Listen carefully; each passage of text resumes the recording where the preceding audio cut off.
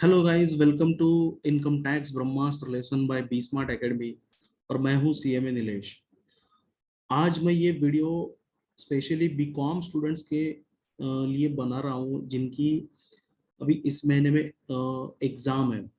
और ये वीडियो उनके लिए जिनके सिलेबस में हो सकता है बीकॉम टीवाई हो सकता है बीकॉम एसवाई हो, इनकम टैक्स सब्जेक्ट है और जिन्होंने अभी तक इनकम टैक्स का कुछ भी नहीं पढ़ा है। तो ऐसे स्टूडेंट को डर लग रहा है कि क्या होगा, हमने इनकम टैक्स कुछ नहीं पढ़ा है। तो बस ये वीडियो देख लीजिए। इस वीडियो में मैं आपको जो भी इम्पोर्टेंट क्वेश्चंस होंगे वो कवर करके देने वाला हूँ विथ आंसर्स। ये क्वेश्चंस मैंने पास्ट एग्जामिनेशन क्वेश्चन पेपर से कलेक्ट किया और उसमें मैंने थोड़ा मेरा खुद का भी एडिशन यहाँ पे डाला है। तो आपको ये वीडियो काफ़ी हेल्पफुल साबित होने वाला है, तो ये वीडियो आप जरूर देखिए। मैंने इस वीडियो में कौन से टॉपिक कवर किए पहले ये मैं बोलता हूँ। इस वीडियो में मैंने टॉपिक कवर किए capital gain, income under the head other sources, deduction in computing total income, computation of total income and computation of tax liability. हो सकता है कि अलग अलग यूनिवर्सिटी के लिए अलग अलग चैप्टर्स इस सेमेस्टर के लिए हो सकते हैं, लेकिन अगर इनमें से कोई भी एक चैप्टर आपको आपकी आने वाली एग्जाम में दिखाई दे रहा है तो आप ये वीडियो जरूर देखिए, उससे रिलेटेड क्वेश्चन को जरूर देखिए। आपको ये एग्जाम में काफी हेल्पफुल होने वाला है। तो यहाँ पे करना क्या है स्टूडेंट को, ये वीडियो मैं एक्चुअली 2 या 3 पार्ट में बनाऊंगा, जिसमें मैंने 10 क्वेश्चन यहाँ पे आपके लिए यहाँ पे रखे हैं, इंपॉर्टेंट क्वेश्चन जो मुझे लगता है कि ये आपके आने वाली एग्जाम में आ सकते हैं। तो करना क्या है, स्टूडेंट्स ने 1 बाय 1 ये वीडियोस देख लेना है। अब इनकम टैक्स लॉ पढ़ने के लिए तो समय नहीं है, तो सीधा सीधा क्या काम कीजिए, जैसा मैं यहाँ पे क्वेश्चन सॉल्व करने लगूंगा वैसे ही आप मेरे साथ साथ एक क्वेश्चन सॉल्व करके रखिए। इसकी पीडीएफ में यूट्यूब में डिस्क्रिप्शन बॉक्स में डाल दूंगा। जिनके पास भी इसकी पीडीएफ अवेलेबल नहीं है वो पीडीएफ वहां से डाउनलोड कर सकते हैं। और आंसर्स में यहाँ पे खुद आपको यहाँ पे जो भी है सिखाऊंगा, राइट। तो आइए विदाउट वेस्टिंग ऑफ टाइम ये वीडियो स्टार्ट करते हैं। तो यहाँ पे मैंने 10 क्वेश्चन रखे हैं, तो स्टार्ट करते हैं पहला वाला क्वेश्चन। सो क्वेश्चन पढ़ लेता हूँ मैं। The following are the particulars of Mister Jay, age 40 years, for the previous year 2021-22 you are required to compute his total income and net tax liability. अब यहाँ पे टोटल इनकम कंप्यूट करने के लिए बोला है और नेट टैक्स लाइबिलिटी भी हमें कंप्यूट करना है। तो यहाँ पे देखिए क्या क्या इसके डिटेल्स इनकम के हैं, मैं पढ़ लेता हूँ। सबसे पहले है सैलरी इनकम, ब्रैकेट में दिया है कंप्यूटेड 1,60,000। सेकंड नंबर है rent of property 58,000। Point number third, municipal taxes paid 9,800। Business income 7,56,900। Agricultural income 10,000। Long term capital gain 25,000। Lottery winning from Karnataka states 50,000। Casual income from crossword puzzle 1,800। Adjustments भी है नीचे, adjustments देख लीजिए। During the previous year 2021-22 Mr. Jay has contributed to the public provident fund rupees 32,000. Point number B, he also paid life insurance premium of rupees 65,000. C number के adjustment है, he paid medical insurance premium by check for his dependent blind mother certified as a severe disabled person, age 68 year, rupees 20,000. अब यहाँ पे मैंने बोला था कि मैंने कुछ कुछ एडिशंस यहाँ पे किया है, तो ये मैंने एडजस्टमेंट नंबर 3 जो है मैंने खुद से ऐड किया है। तो हो सकता है कि आपको एग्जाम में सिर्फ ये 2 एडजस्टमेंट आए। ये तीसरे एडजस्टमेंट मैंने इसलिए कवर किया है क्योंकि हमें कम से कम क्वेश्चन में ज्यादा से ज्यादा कंसेप्ट यहाँ पे पढ़ के लेना है। तो हो सकता है कि आपके एग्जाम में सिर्फ ऊपर वाली 2 एडजस्टमेंट आए। अगर ऐसा हुआ तो आप ये तीसरी एडजस्टमेंट नहीं करना है। ये सिर्फ कंसेप्चुअल क्लैरिटी के लिए मैंने एडजस्टमेंट रखी है, और अगर आती है तो गुड है, मैं यहाँ पे ये सॉल्व करके लेने वाला हूँ। तो आइए स्टार्ट करते हैं इसका सॉल्यूशन, राइट। तो यहाँ पे मैं आपके साथ स्क्रीन शेयर करूंगा। हमें क्वेश्चन में टोटल इनकम कंप्यूट करने के लिए बोला है, तो यहाँ पे मैं लिख देता हूँ क्वेश्चन नंबर 1 जिसका solution. So question number 1, solution heading डालना है हमें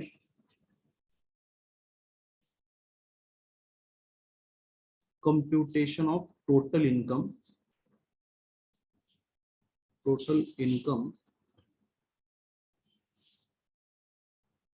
of Mr. J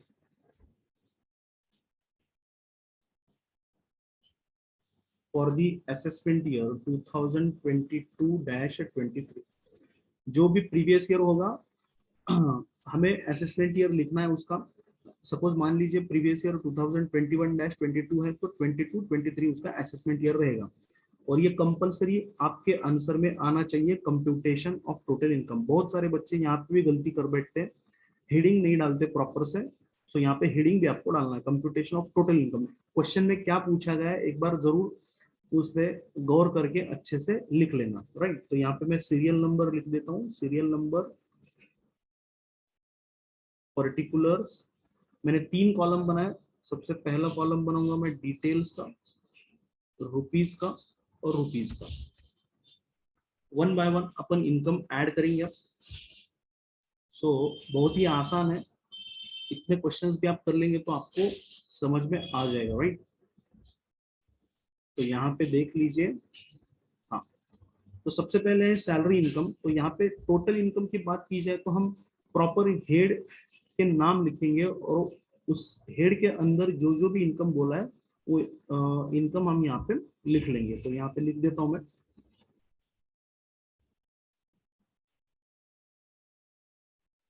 तो नंबर 1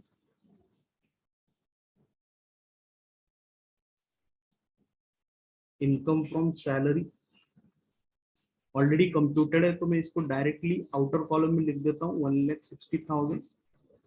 सेकंड नंबर हमारा जो हेड होता है वो होता है इनकम फ्रॉम हाउस प्रॉपर्टी। इसको मैं यहाँ पे लिख देता हूँ। तो इनकम फ्रॉम हाउस प्रॉपर्टी में देखिए यहाँ पे क्या बोला गया है। इनकम फ्रॉम हाउस प्रॉपर्टी में रेंट ऑफ प्रॉपर्टी 58,000 और म्यूनिसिपल टैक्सेस 9,800। अब जब जब भी हाउस प्रॉपर्टी का इनकम के साथ साथ म्यूनिसिपल टैक्सेस आएगा तो हमें ये इनकम को कंप्यूट करना पड़ेगा। कभी कभी क्या होता है क्वेश्चन में directly house property income from house property दिया जाता है तो हम वो डायरेक्ट लेते हैं। यहाँ पे क्योंकि यहाँ पे म्यूनिसिपल टैक्सेस दिया है इसलिए हमें क्या करना पड़ेगा, पूरा उसका कैलकुलेशन करना पड़ेगा हाउस प्रॉपर्टी का। देखिए कैसे कैलकुलेशन होता है इसका। तो यहाँ पे मैं लिख देता हूँ rent of property. Rent of property कितना है तो हमें क्वेश्चन में दिया है रेंट ऑफ प्रॉपर्टी 58,000। सो यहाँ पे मैं लिख देता हूँ 58,000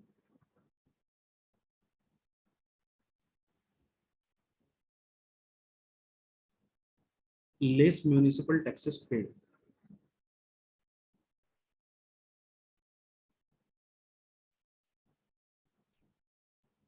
9,800 म्यूनिसिपल टैक्सेस पे किया है। सो मैं इसको डिडक्ट करूंगा। डिडक्ट करने के बाद जो रिजल्टेंट अमाउंट आने वाली है उसे हम बोलेंगे net annual value.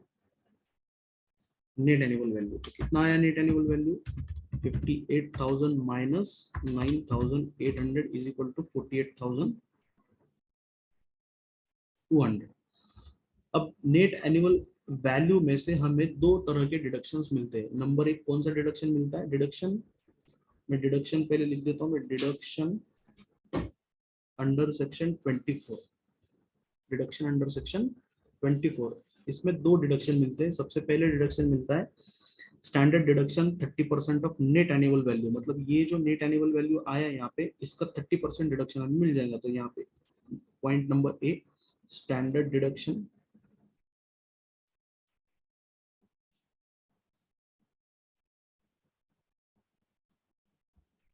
30% of NAV। तो इसका 48,200 का 30% कितना होता है तो ये हो जाएगा 14,460 हो जाएगा। और एक दूसरा डिडक्शन मिलता है interest on borrowed capital, interest on borrowed capital. क्योंकि हमारे क्वेश्चन में इंटरेस्ट ऑन बोरोड कैपिटल नहीं दिया है, इस वजह से हम इसे डिडक्ट नहीं करेंगे। तो सिंपली यहाँ पे क्या करेंगे अपन, ये नेट एनुअल वैल्यू में से, नेट एनुअल वैल्यू में से हम ये डिडक्ट कर लेंगे।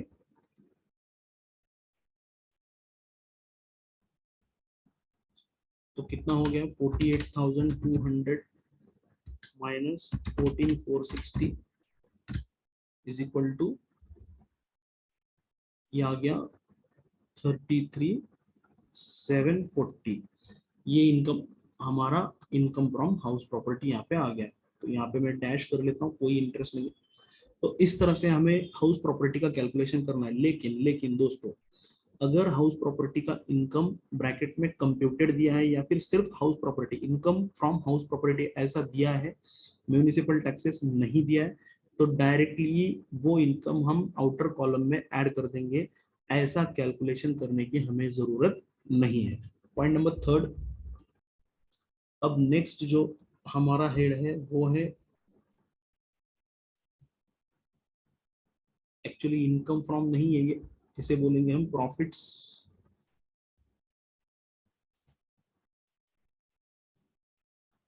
Profits and gains from business और प्रोफेशन। तो कितना दिया है हमें, profits and gains from business और प्रोफेशन। बिजनेस इनकम देखिए, ये बिजनेस इनकम दिया है 7,56,900। तो इसे हम क्या करेंगे, ऐड कर देंगे ये इनकम, क्योंकि इसे भी ऐड करना पड़ेगा। तो ये 7,56,900, इसमें कोई एडजस्टमेंट नहीं है। तो सीधा नेक्स्ट हेड की तरफ चलते हैं। नेक्स्ट हेड है income from capital gains.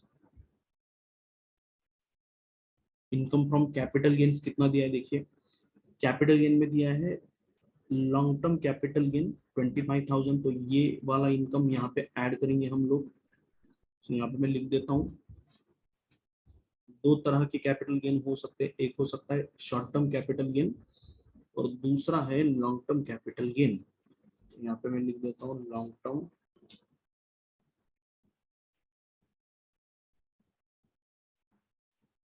Term capital gain 25,000, कोई एडजस्टमेंट नहीं है। तो सीधा आउटर कॉलम को लिख देता हूँ।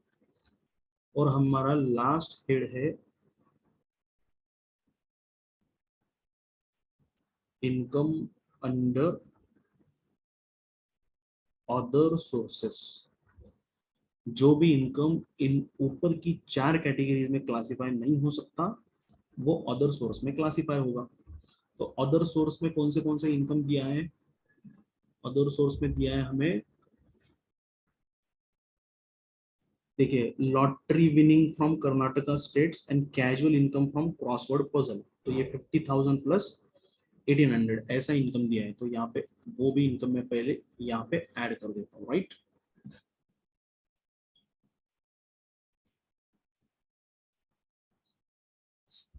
यहाँ पे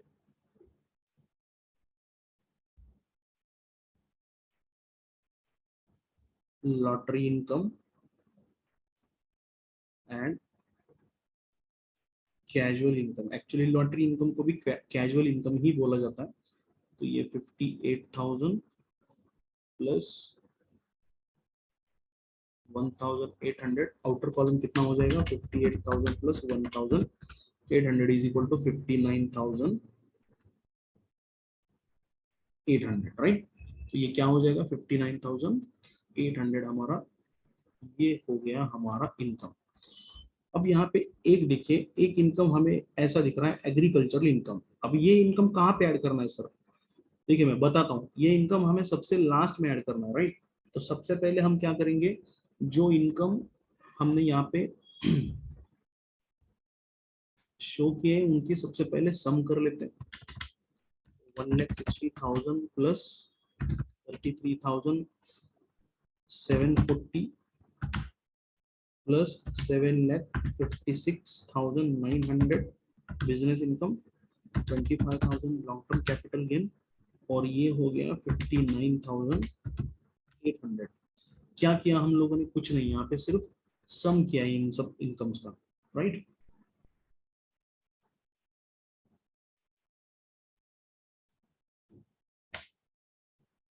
इसे बोला जाएगा gross total income. Gross total income कितना आ गया हमारा? 10,35,440।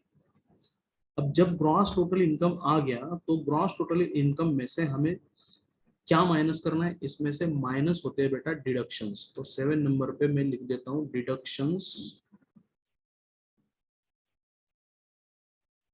अंडर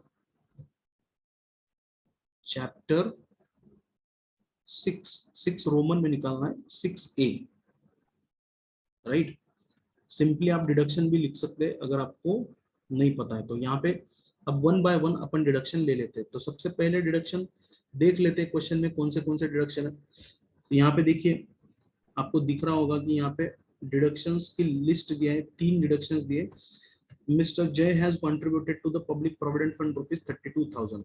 तो ये वाला जो डिडक्शन है वो डिडक्शन अंडर 80C है। घबराना मत, अब ये लिस्ट देखने की आपको जरूरत नहीं है। कॉमन टिपिकल से डिडक्शन आपकी बीकॉम के एग्जाम में ये लोग देते, तो यहाँ पे बहुत ज्यादा डरने की जरूरत नहीं है और बहुत ज्यादा आप डिडक्शन पढ़ने की जरूरत नहीं है क्योंकि उतना समय हमारे पास नहीं है। तो सिंपली आप याद रख लीजिए कि प्रोविडेंट फंड हो गया, लाइफ इंश्योरेंस प्रीमियम हो गया, ये सब 80C में आता है, राइट। क्योंकि अब हमारे पास टाइम कम है तो हम डिडक्शन चैप्टर को पढ़ नहीं सकते। तो सिंपली याद रखिए कि पब्लिक प्रोविडेंट फंड हो गया या फिर लाइफ इंश्योरेंस प्रीमियम अगर एसएससी ने पे किया होगा तो उसका डिडक्शन हमें अंडर सेक्शन 80C में मिल जाएगा। और 80C के डिडक्शंस की लिमिट है 1,50,000। हमें ज्यादा से ज्यादा कितना डिडक्शन मिल सकता है? यहाँ पे 1,50,000 का डिडक्शन मिल सकता है। तो यहाँ पे देखिए डिडक्शन नंबर ए और डिडक्शन नंबर बी दोनों ही 80C से आ रहा है। तो Jay has contributed to the public provident fund 32,000 and also paid life insurance premium 65,000। तो यहाँ पे मैं सबसे पहले यहाँ पे deduction under section 80C claim कर लेता हूँ। तो यहाँ पे क्लेम कर लेते हैं डिडक्शन अंडर सेक्शन नंबर 1। यहाँ पे डिडक्शन इधर लिख देता हूँ, चलो अंदर ही लिख देता हूँ।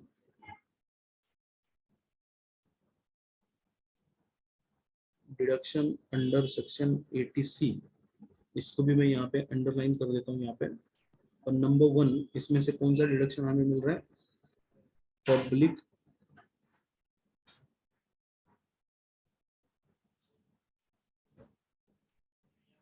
Provident fund. Public provident fund में 32,000 दिया है। और सेकंड नंबर है लाइफ इंश्योरेंस प्रीमियम, LIC का प्रीमियम 65,000 दिया है, राइट। ये टोटल कितना हो गया 80C का? 65,000 प्लस 32,000 इज इक्वल टू 97,000। क्या पूरा 97,000 का डिडक्शन मिल जाएगा? जी हाँ, 1.5 लाख तक का डिडक्शन हमें मिल सकता है। पूरी 80C की लिस्ट वैसे तो 20-25 आइटम है ना। जितने सारे पॉइंट्स है मैं इन 10 क्वेश्चन में कवर कर सकता हूँ उतने सारे पॉइंट्स मैं यहाँ पे कवर करूंगा। जैसे कि यहाँ पे 2 पॉइंट्स कवर हो गए, पब्लिक प्रोविडेंट फंड हो गया और लाइफ इंश्योरेंस प्रीमियम हो गया 97,000, राइट। सेकंड नंबर का जो डिडक्शन है हमारे पास, अब थर्ड वाला ये मैंने एडिशनल लिया है ना, डरना मत। He paid medical insurance premium by cheque for his dependent blind mother. सबसे पहले तो देख लीजिए, मेडिकल इंश्योरेंस प्रीमियम अगर पे किया गया है तो उसे सबसे पहले चेक से पे करना जरूरी है, कैश में आप पे नहीं कर सकते, राइट।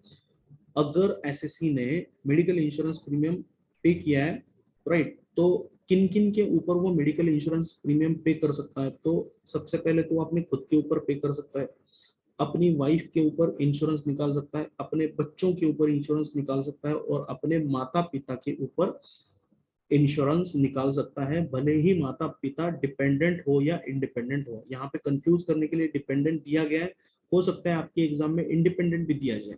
तो इंडिपेंडेंट हो या डिपेंडेंट हो कोई फर्क नहीं पड़ता, आप मेडिकल इंश्योरेंस प्रीमियम अपने माता पिता का निकाल सकते हैं, राइट। तो मेडिकल इंश्योरेंस प्रीमियम ये आता है अंडर सेक्शन 80D में। तो यहाँ पे 80D का हम यहाँ पे सबसे पहले डिडक्शन ले लेंगे। तो यहाँ पे सेकंड नंबर कौन सा है, deduction under section, deduction under section 80D। यहाँ पे मैं इसको अंडरलाइन कर देता हूँ। क्या किया है इसमें, मेडिकल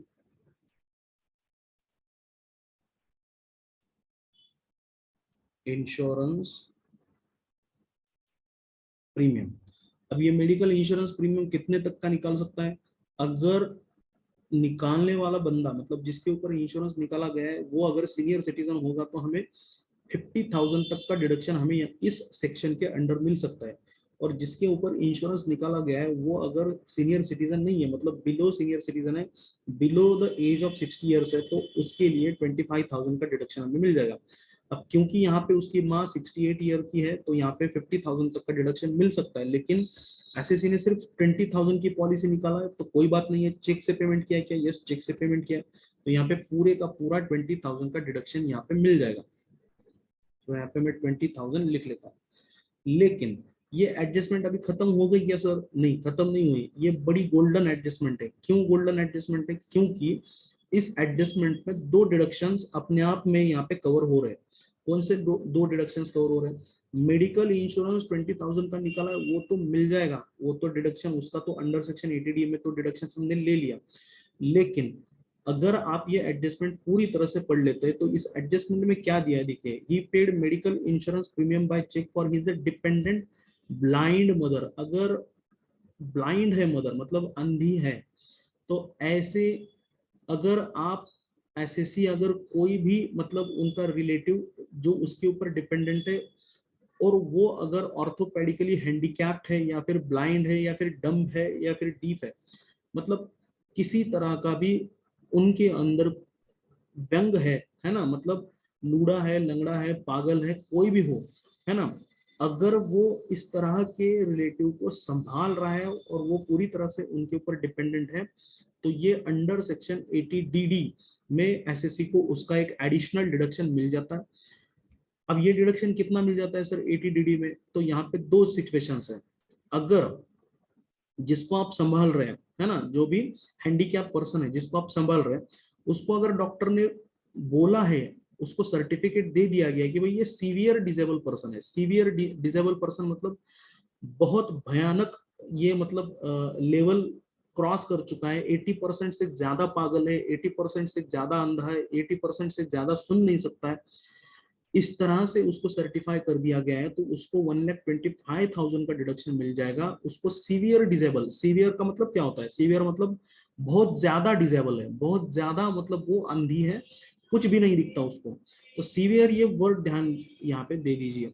हो सकता है आपके एग्जाम में दो तरह के वर्ड का इस्तेमाल हो जाए, certified as a not severe disable person और certified as a severe disable person. अगर सीवियर डिसेबल पर्सन आ रहा है तो ये बहुत ज्यादा 80% से ज्यादा अंधी है, तो इसको 1,25,000 का डिडक्शन मिल जाएगा। और अगर वो बिलो 40% से कम अगर सीवियर है, मतलब 40% से कम डिसेबल पर्सन है ना, या फिर 80% से कम है, तो यहाँ पे सॉरी 40% मैंने गलत बोल दिया, 80% से कम अगर वो डिसेबल है या फिर नॉट सीवियर डिसेबिलिटी है, तो उसको 75,000 का फिक्स डिडक्शन यहाँ पे एसएससी को मिलने वाला है। कंडीशन क्या है, उसका डिपेंडेंट रिलेटिव इस तरह का व्यंग होना चाहिए उसको, और वो उसके ऊपर डिपेंडेंट होना चाहिए। तो यहाँ पे देखिए ब्रैकेट में दिया है certified as a severe disable person और 68 ईयर्स का उसका एज है, एज से यहाँ पे कोई लेना देना नहीं है। तो यहाँ पे सीवियर डिसेबिलिटी होने की वजह से ये अंडर सेक्शन 80D में इसका 80DD में इसका एडिशनल डिडक्शन 1,25,000 मिल जाएगा। बस आपको ध्यान में यही रखना है कि क्या वो 80% से ज्यादा डिसेबल है या फिर 80% से कम डिसेबल है। 80% से कम है तो 75,000 का, 80% से ज्यादा है तो 1,25,000 का डिडक्शन यहाँ पे मिल जाएगा। और अगर 40% से नीचे है तो कुछ भी डिडक्शन नहीं मिलेगा, मिनिमम 40% तो वो डिसेबल होना ही चाहिए। 40% से ऊपर है तो, और 80% से नीचे है तो 75,000। 80% से ज्यादा डिसेबल है तो उसको मिल जाएगा 1,25,000 का डिडक्शन। 80% से ज्यादा डिसेबल पर्सन को सीवियर डिसेबल पर्सन बोला जाता है। तो यहाँ पे मैं लिख लूंगा, डिडक्शन ले लूंगा यहाँ पे, तो यहाँ पे डिडक्शन ले लीजिए। मेडिकल इंश्योरेंस प्रीमियम ये हो गया हमारा। थर्ड डिडक्शन हमारा यहाँ पे ले लीजिए, डिडक्शन अंडर सेक्शन 80 DD।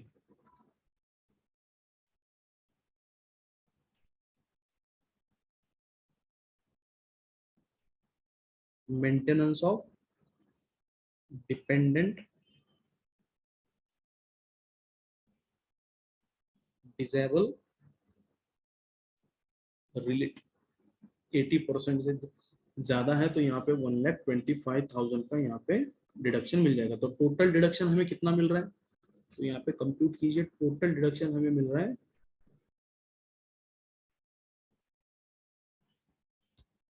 97,000 हमें 80C में मिल रहा है, 20,000 हमें 80D में मिल रहा है, और 1,25,000 80DD में डिडक्शन मिल रहा है। तो टोटल डिडक्शन हमें 2,42,000 का यहाँ पे डिडक्शन मिल रहा है। तो इसे मैं माइनस कर लेता हूँ।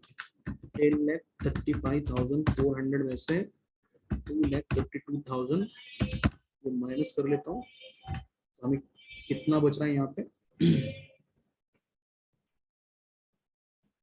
तो ये बच रहा है 7,93,000, 7,93,400, राइट।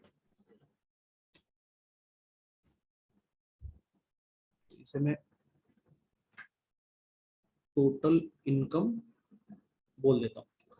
अब आती है एग्रीकल्चरल इनकम की बारी। देखिए एग्रीकल्चरल इनकम के बारे में बच्चे बहुत ज्यादा गलती कर बैठते कि एग्रीकल्चरल भले ही इनकम है लेकिन वो कब ऐड होगा, वो आफ्टर डिडक्शन ऐड होता है।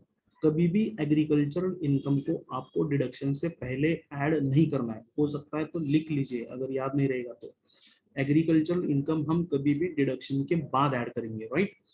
ये सिर्फ कंप्यूटेशन पर्पज के लिए यूज होता है। तो यहाँ पे एग्रीकल्चरल इनकम को मैं यहाँ पे ऐड कर लेता हूँ, राइट। तो एग्रीकल्चरल इनकम ऐड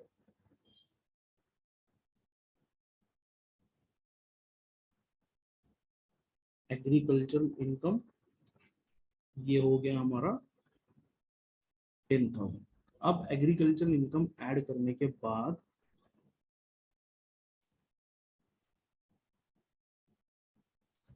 जो भी एग्रीगेट हमारा इनकम आ रहा है,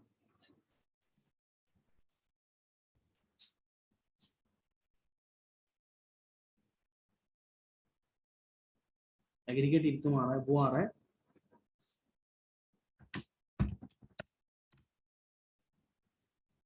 8,03,400। तो ये हमारा क्या आ गया, टोटल इनकम आ गया हमारा। ये मतलब ये आपका पहला क्वेश्चन यहाँ पे सॉल्व हो गया। मतलब पहले क्वेश्चन में दो क्वेश्चन है, एक तो है टोटल इनकम कंप्यूट करना और दूसरा है नेट टैक्स लायबिलिटी करना है। तो सेकंड सिचुएशन में मैं यहाँ पे उसकी टैक्स लायबिलिटी कंप्यूट कर लेता हूँ। तो यहाँ पे कंप्यूटेशन ऑफ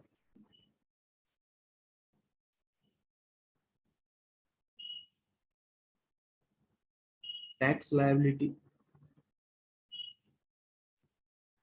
ऑफ मिस्टर जय,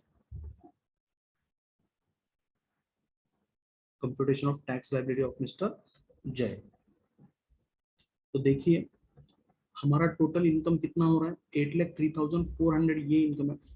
अब इस इनकम में हमें देखना होगा कि कितने स्पेशल तरह की इनकम है। कुछ कुछ इनकम हमारे स्पेशल इनकम होते हैं जिनके ऊपर स्पेशल टैक्स रेट से टैक्स लगता है। तो स्पेशल इनकम कौन से हैं हमारे, तो स्पेशल इनकम को मैं यहाँ पे हाईलाइट कर देता हूँ। तो स्पेशल इनकम है लॉन्ग टर्म कैपिटल गेन 25,000, ये स्पेशल इनकम है। Second number income under the head other source में जो लॉटरी इनकम है और जो कैजुअल इनकम है, ये वाला हमारा स्पेशल इनकम है। इनके ऊपर स्पेशल रेट से टैक्स लगता है। कैजुअल इनकम हमारा टैक्स, उसके ऊपर टैक्स लगता है एट द रेट ऑफ 30% से। कभी भी ध्यान दीजिए, कैजुअल रेट 30% से टैक्सेबल हो जाएंगे। सारे income under the head other sources के इनकम 30% से टैक्सेबल नहीं होते, कैजुअल इनकम 30% से टैक्सेबल होते हैं। और long term capital gain tax होता है एट द रेट 20% से। और बाकी के जो इनकम है वो सारे नॉर्मल स्लैब में ऐड हो जाएंगे। तो यहाँ पे सबसे पहले क्या कर लेंगे हम, सबसे पहले जो स्पेशल इनकम है उनके ऊपर टैक्स लगा लेंगे। तो यहाँ पे लिख लेता हूँ मैं, कैजुअल इनकम, कैजुअल इनकम कितना है हमारा 59,800।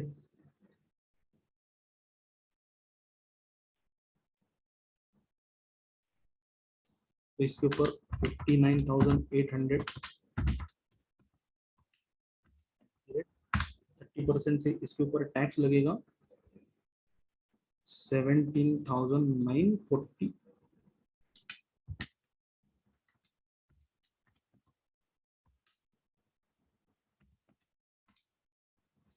सेकंड हमारा जो है वो है लॉन्ग टर्म कैपिटल गेन।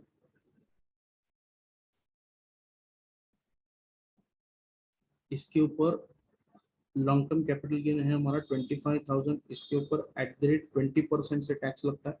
तो इसके ऊपर टैक्स लगेगा 5,000। अब हमारा बचा कितना इनकम, 8,03,400 में से हमने 59,800 के ऊपर 30% से लगाया, 25,000 के ऊपर 20% से लगाया। तो हमारा इनकम कितना बचता है, तो ये 8,03,400 माइनस 59,800 जिसके ऊपर में हमने ऑलरेडी टैक्स कंप्यूट करके रखा है, और ये 25,000। तो ये माइनस करने के बाद 8,03,400 माइनस 59,800 माइनस 25,000, तो बचा कितना हमारा इनकम, बैलेंस इनकम, राइट। या फिर इसे मैं नॉर्मल इनकम बोलता हूँ। नॉर्मल इनकम है हमारा 7,18,600। ये स्लैब रेट से टैक्सेबल हो जाएगा। अब स्लैब रेट क्या है ये आप पढ़ लीजिए, मैं यहाँ पे स्लैब रेट आपको बता देता हूँ, राइट। तो स्लैब रेट है ऑन ₹2,50,000, पहले 2,50,000, मतलब 7,18,600 में से पहले जो 2,50,000 है उसके ऊपर कोई टैक्स नहीं है। तो यहाँ पे मैं नील लिख देता हूँ। ऑन नेक्स्ट ₹2,50,000, इसके ऊपर एट द रेट 5% से टैक्स लगेगा। तो ये लगेगा 12,500।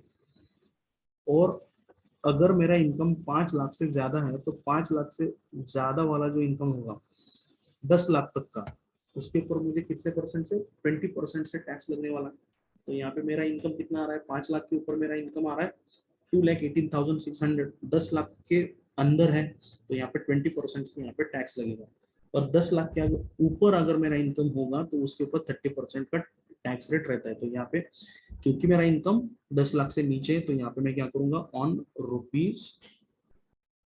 ₹2,18,600 एट द रेट 20%। तो यहाँ पे इसके ऊपर 20% से टैक्स लगेगा 43,720। तो ये रहा हमारा टैक्स लाइबिलिटी। हमने क्या कर दिया, पूरा टैक्स यहाँ पे निकाल दिया। स्पेशल रेट से जो भी टैक्स बनता है वो, अब इन सबको जोड़ देंगे। 17,940 प्लस 5,000 प्लस 12,500 प्लस 43,720, तो ये पूरा टैक्स कितना आ गया 79,160, है ना। टोटल इसमें ऐड कर देंगे health and education cess. Education cess at the rate 4% on tax. Health and education cess हमें टैक्स के ऊपर अप्लाई करना है। बहुत सारे बच्चे यहाँ पे फिर इनकम के ऊपर अप्लाई कर बैठते हैं। हेल्थ एंड एजुकेशन सेस किसके ऊपर अप्लाई करना है, 4% बेटा, ये टैक्स वाली अमाउंट के ऊपर अप्लाई करना है। तो 79,160 के ऊपर 4% कितना होता है ये हो जाएगा 3166.4, तो इसको भी ऐड कर देंगे इसमें। 79,160 प्लस 3166.4, तो ये टोटल टैक्स लाइबिलिटी हमारा क्या आ गया, टोटल या फिर उसे नेट टैक्स लायबिलिटी भी बोला जाएगा, नेट टैक्स लायबिलिटी भी बोला जाएगा इसको। ये आ जाएगा 82,326.4। अब मैंने बोला था कि इसको राउंड ऑफ करना है, इनकम टैक्स चिल्लर में नहीं खेलता, राइट। तो हम क्या करेंगे, इसको राउंड ऑफ कर देंगे। सेवट का लास्ट का जो डिजिट है ना, वो लास्ट का डिजिट अगर 6 होगा या मतलब 5 या फिर 5 से ज्यादा होगा, तो हम उसे नेक्स्ट 10 रुपीज को राउंड ऑफ करेंगे। तो ये फाइनल टैक्स लाइबिलिटी कितना आ जाएगा, 82,330, राइट। ये पॉइंट छोड़ दो, हमने क्या कर दिया 82,330। आई होप आपको ये क्वेश्चन समझ में आ गया होगा।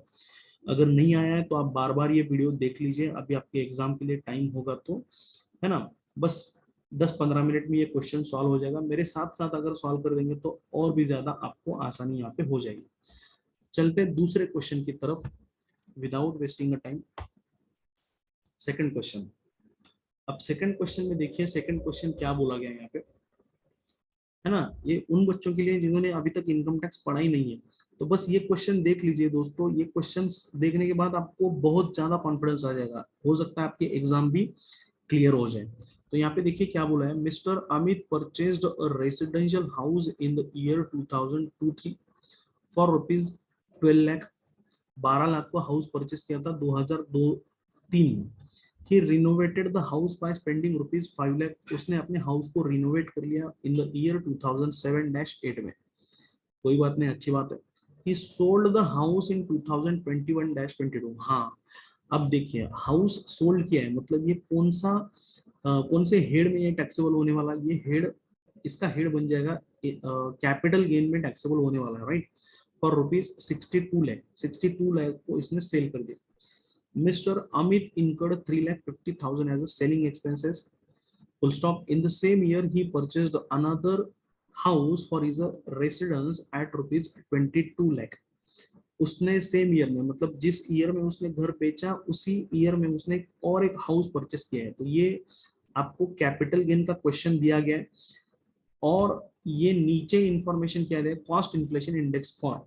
इंडेक्सेशन कंप्यूट करने के लिए आपको एग्जाम में इंडेक्स नंबर दिए जाएंगे, उसको आपको रट्टा मारने की जरूरत नहीं है। बहुत बड़ा टेबल होता है, वो हमारे दिमाग में नहीं रहता, तो एग्जाम में आपको दिया जाएगा इन्फ्लेशन इंडेक्स कितना होता है, राइट।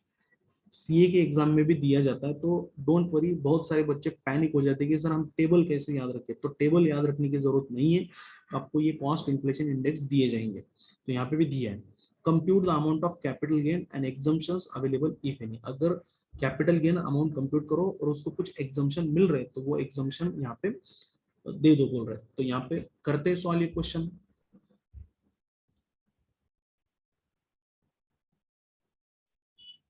मेरे साथ साथ सॉल्व करने की कोशिश कीजिए। तो यहाँ पे मैं क्वेश्चन 2 कैपिटल गेन के ऊपर क्वेश्चन है ये, कैपिटल गेन। तो यहाँ पे हेडिंग लिख दीजिए कंप्यूटेशन ऑफ कैपिटल गेन। बंदे का नाम दिया गया, बंदे का नाम दिया mister Amit.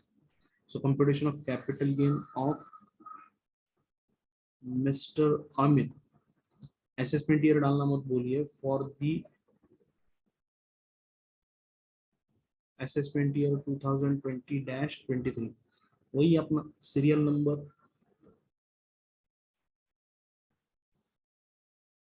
Particulars, details, rupees column. तो कभी भी कैपिटल गेन का क्वेश्चन जब हम सॉल्व करते हैं तो सबसे पहले क्या लिख देते हैं, सेल कंसिडरेशन।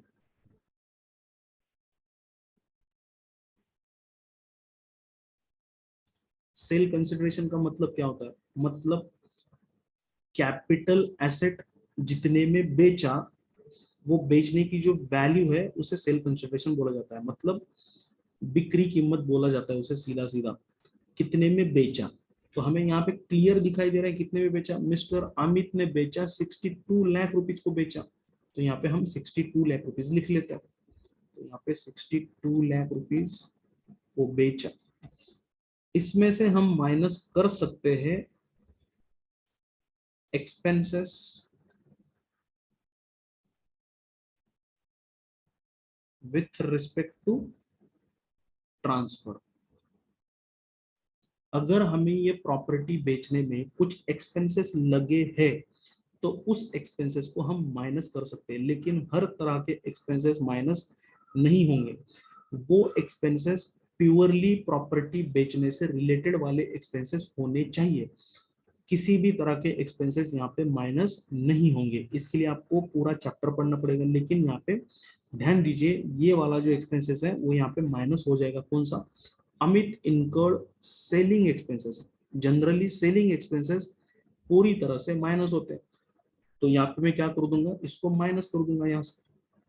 तो 3,50,000 यहाँ पे माइनस हो जाएंगे, राइट। ये माइनस होने के बाद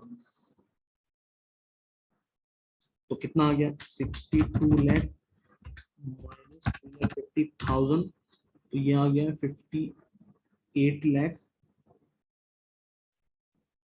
50,000, राइट। इसे बोला जाएगा, सेकंड नंबर दे देता हूं, नेट कंसिडरेशन।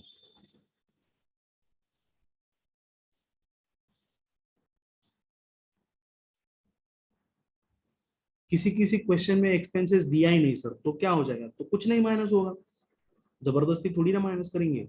सेल कंसिडरेशन से हम एक्सपेंसेस तभी माइनस करेंगे जब क्वेश्चन में एक्सपेंसेस दिए होंगे, अगर नहीं दिया है तो नेट कंसिडरेशन वही आएगा, नेट कंसिडरेशन। अब यहाँ पे देखिए, मैं यहाँ पे क्वेश्चन आपको दिखा देता हूँ एक बार फिर से, हो सकता है दिख रहा होगा आपको, कि बेटा जब भी कैपिटल गेन का प्रॉब्लम सॉल्व करोगे तब ये डिसाइड कर लेना कि जो भी प्रॉपर्टी बेचा क्या वो लॉन्ग टर्म है या फिर शॉर्ट टर्म है। अब लॉन्ग टर्म शॉर्ट टर्म कैसे करना है, ये तो मैंने बोला था कि नॉर्मल वे में 3 साल के बाद अगर आप कोई प्रॉपर्टी बेचते तो उसे लॉन्ग टर्म एसेट बोला जाता है, और अगर 3 साल के अंदर अंदर अगर कोई प्रॉपर्टी आप खरीद के बेचते हो तो उसे शॉर्ट टर्म बोला जाता है, शॉर्ट टर्म कैपिटल एसेट। लेकिन ये क्राइटेरिया शेयर्स के लिए नहीं है, शेयर्स के लिए 12 मंथ का क्राइटेरिया और इमूवेबल प्रॉपर्टी के लिए 24 मंथ्स का क्राइटेरिया। अब हमारे इसमें क्या है, रेसिडेंशियल हाउस है तो ये इमूवेबल प्रॉपर्टी की कैटेगरी में आता है, तो यहाँ पे 24 मंथ्स का क्राइटेरिया यहाँ पे एप्लीकेबल हो जाएगा। तो ये प्रॉपर्टी ऑब्वियसली 2002-03 में परचेस किया है और उसको बेचा गया 2021-22 में, तो ये कौन सी प्रॉपर्टी हो गई बेटा, ये लॉन्ग टर्म प्रॉपर्टी हो गई, लॉन्ग टर्म कैपिटल एसेट हो गया। और अगर लॉन्ग टर्म कैपिटल एसेट होती है तो उसके ऊपर हमें कौन सा बेनिफिट मिलता है, तो उसके ऊपर हमें मिलता है इंडेक्सेशन का बेनिफिट मिलता है, मतलब उस प्रॉपर्टी की जो भी परचेज वैल्यू है उसको हम इंडेक्सेशन अप्लाई करेंगे, क्योंकि लॉन्ग टर्म रखने की वजह से हमें ये बेनिफिट मिल रहा है। तो इंडेक्सेशन अप्लाई करने के बाद जो भी यहाँ पे उसकी वैल्यू होती है वो माइनस करेंगे। सिंपल सिंपल तरीका क्या होता है, देखिए आपने 10 रुपए में पेन लिया, उसे 15 रुपए में बेचा, तो कितना प्रॉफिट हो गया, यहाँ पे 5 रुपए प्रॉफिट हो गया। यही सब चीजें यहाँ पे कर रहे हैं हम, क्या कर रहे हैं, प्रॉपर्टी बेचा 62 लाख में, लिया था 12 लाख में, तो ये 12 लाख हमें माइनस करना है, तभी तो कैपिटल गेन मिलेगा ना। अगर 62 लाख रुपीस के पूरे अमाउंट के ऊपर हम टैक्स लगा देंगे तो ये तो सरासर नाइंसाफी हो जाएगी। तो इसमें से हमें क्या माइनस करना है बेटा, इसमें से उसकी परचेस वैल्यू माइनस करना है और उसको इंडेक्सेशन लगाना है। इंडेक्सेशन मतलब उसकी वैल्यू बढ़ाना है, क्योंकि उसको बहुत साल पहले परचेस किया गया था 12 लाख रुपीज में, 12 लाख रुपए की वैल्यू अब ज्यादा बड़ी हो गई होगी, है ना। मनी ग्रोज विथ टाइम, ये प्रिंसिपल तो आपने सुना ही होगा कि समय समय पे मनी की वैल्यू भी बढ़ती रहती है, तो मनी की वैल्यू कितनी बड़ी, इसको हमें बढ़ाना है और उसके हिसाब से हमें इंडेक्सेशन अप्लाई करना। क्या करना होता है इंडेक्सेशन अप्लाई करने के लिए, कुछ नहीं, बहुत सिंपल है, देख लीजिए। सबसे पहले हमें इसमें से इंडेक्सेशन मिलेगा उसकी परचेस की वैल्यू का, राइट। तो यहाँ पे परचेस की वैल्यू का इंडेक्सेशन यहाँ पे मिल जाएगा। तो यहाँ पे हाँ देख लीजिए यहाँ पे।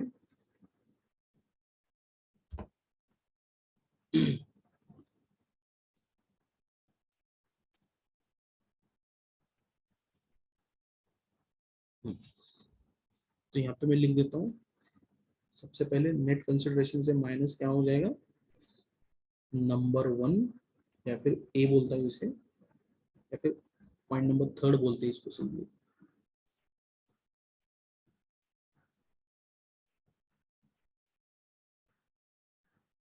लेस इंडेक्स्ड कॉस्ट ऑफ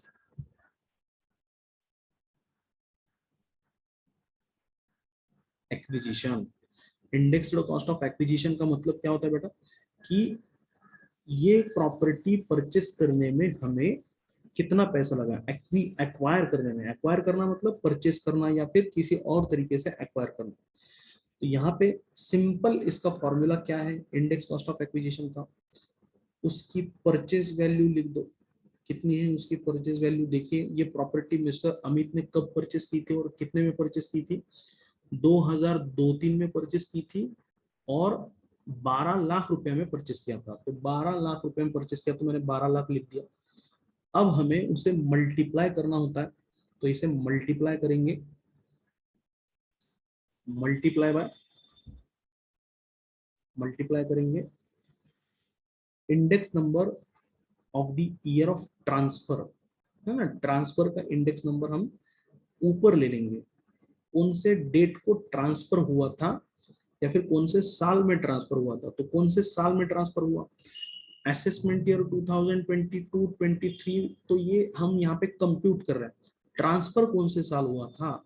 तो ट्रांसफर यहाँ पे भी बहुत बच्चे कंफ्यूजन कर जाते हैं, तो यहाँ पे देख लीजिए ट्रांसफर करने का ईयर यहाँ पे बोला है, ही सोल्ड द हाउस। देखिए यहाँ पे ही सोल्ड द हाउस इन 2021-22। हम असेसमेंट ईयर में सिर्फ टैक्स कंप्यूट कर रहे हैं, लेकिन ट्रांसफर का ईयर क्या है, 2021-22 है। तो यहाँ पे गलती मत कर बैठना कि आप क्वेश्चन भले ही 22-23 का सॉल्व कर रहे हैं, लेकिन ट्रांसफर का ईयर क्या है, 21-22 है। अब 21-22 का इंडेक्स नंबर क्या बोला गया है यहाँ पे, 21-22 का इंडेक्स नंबर बोला गया है 317। तो क्या करना है यहाँ पे, सिंपली यहाँ पे करना है, सिंपली इसको मल्टीप्लाई करना है, 317 से मल्टीप्लाई करना है और इसको डिवाइड करना है, इसको डिवाइड करना है index number of the year of acquisition, मतलब जिस साल अपने प्रॉपर्टी परचेस की उस साल का क्या इंडेक्स नंबर था। क्या किया हमने index cost of acquisition compute करने के लिए, परचेस वैल्यू या फिर cost of acquisition multiply by जिस साल में हमने ट्रांसफर किया उस साल का इंडेक्स नंबर, डिवाइडेड बाय जिस साल में हमने परचेस किया उस परचेस के ईयर का इंडेक्स नंबर हमें यहाँ पे डालना है।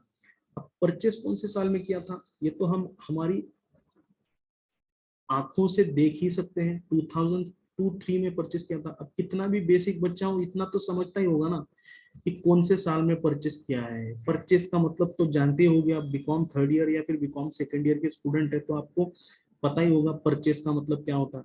कुछ कुछ बच्चों को तो ये भी पता नहीं होता है कि परचेस का मतलब, या फिर भी गलती कर बैठते हैं। परचेस, सोल्ड, ये तो वर्ड आपको मालूम ही होंगे। तो परचेस का ईयर क्या है, 2002-03। 2002-03 का इंडेक्स नंबर हमें यहाँ पे दिया गया है 105। बस क्या करना है, उसको डिवाइड कर लेना है। तो यहाँ पे मैं डिवाइड कर लेता हूँ, तो यहाँ पे मैं डिवाइड कर लेता हूँ 105, राइट। तो ये कितना आ गया, इसका कंप्यूटेशन कर लीजिए, 12 lakh multiply by 317 divided by 105। So 12 lakh multiply by 317 divided by 105। तो ये हमारी वैल्यू आ गई यहाँ पे 36,22,857। ये वैल्यू आ गई। अब हमें देखना है क्वेश्चन में कि क्या एसएससी ने, क्या अमित ने उस प्रॉपर्टी को कुछ इम्प्रूव किया है क्या। इम्प्रूव करना मतलब क्या है, ग्राउंड फ्लोर के ऊपर कुछ फर्स्ट फ्लोर उसने डेवलप किया है क्या, उसकी भी तो वैल्यू हमें माइनस करनी पड़ेगी। अगर उसकी वैल्यू माइनस नहीं करेंगे तो ट्रू प्रॉफिट कैसे निकलेगा, है ना। कोई भी चीज हो उसके ऊपर किया गया हुआ जो खर्चा है वो भी तो माइनस करना पड़ेगा, वो माइनस कर लेंगे, और वो माइनस करने के बाद जो भी हमारा रिजल्टेंट कैपिटल गेन है उसे हम यहाँ पे देख लेते हैं। तो यहाँ पे देख लेते हैं क्वेश्चन में क्या उसने उस प्रॉपर्टी में कुछ इम्प्रोवाइजेशन किया था क्या। तो देख लेते हैं। 2002-03 में परचेस किया 12 लाख को, और उसने बोला है कि देखिए उसने क्या बोला, he renovated the house property house by spending ₹5 lakh. 5 lakh रुपए का उसने रिनोवेशन कर दिया है उस प्रॉपर्टी के ऊपर। हो सकता है फर्स्ट फ्लोर डेवलप किया होगा, है ना। एक होता है जीएफ, एक क्या होता है, एक होता है जीएफ, वो वाला जीएफ नहीं, है ना, ग्राउंड फ्लोर वाला जीएफ। तो और ये होता है फर्स्ट फ्लोर एफएफ, है ना। तो यहाँ पे ग्राउंड फ्लोर है, उसके ऊपर फर्स्ट फ्लोर बना दिया है ना, ये ग्राउंड फ्लोर है, उसके ऊपर एक फर्स्ट फ्लोर बना दिया। तो ये इसकी भी वैल्यू उस प्रॉपर्टी में से माइनस होनी चाहिए, राइट, क्योंकि ये एसेट लॉन्ग टर्म है, इसलिए इंडेक्स कॉस्ट ऑफ इम्प्रूवमेंट भी मिल जाएगा, राइट। लॉन्ग टर्म को हमें क्या करना पड़ता है, इंडेक्सेशन अप्लाई करना पड़ता है। शॉर्ट टर्म होता तो हम ये सब कुछ नहीं करते, सिंपली 12 लाख और 5 लाख माइनस कर देते, और बाकी का जो बनता वो कैपिटल गेन बन जाता, राइट। तो यहाँ पे मैं क्या कर लेता हूँ, ये इंडेक्स कॉस्ट ऑफ इम्प्रूवमेंट कौन से साल में किया था, 2007-8 में किया था। तो 2007-8 का इंडेक्स नंबर यहाँ पे मैं देख लेता हूँ 129। तो यहाँ पे देख लीजिए, तो यहाँ पे लिख देता हूँ less indexed cost of improvement। GF बोला तो बच्चे कुछ अलग ही सोचते हैं बाबा, पढ़ाई करो रे तुम लोग, कुछ भी सोचते मत जाओ तुम। 5 लाख रुपए multiply by year of transfer, और कौन से साल में, 7-8 में किया था। तो 7-8 का इंडेक्स नंबर दिया है 129। तो 129 है ना, ट्रांसफर का ईयर तो सेम रहेगा, सिर्फ नीचे का यहाँ पे चेंज हो रहा है। तो यहाँ पे मैं कर लेता हूँ 5 lakh multiply by 317 divided by 129। तो ये आ गया 12 लाख रुपीज, 12,28,682, राइट। तो ये आ गया हमारा index cost of improvement and index cost of acquisition. दोनों को जोड़ लेंगे और यहाँ पे माइनस कर देंगे हम लोग। क्या कर देंगे, दोनों को जोड़ लेंगे और माइनस कर देंगे। कितना ये 36,22,857 प्लस 12,28,862, ये हो रहा है टोटल मिला के, ये टोटल मिला के कितना हो रहा है 48,51,790। इतनी अमाउंट हमें यहाँ पे क्या करना है, माइनस करना है। तो कर देंगे माइनस, कितना हो रहा है माइनस, तो 58,50,000 माइनस 48,51,719 माइनस करने के बाद जो भी रिजल्टेंट अमाउंट आएगी उसे बोला जाएगा लॉन्ग टर्म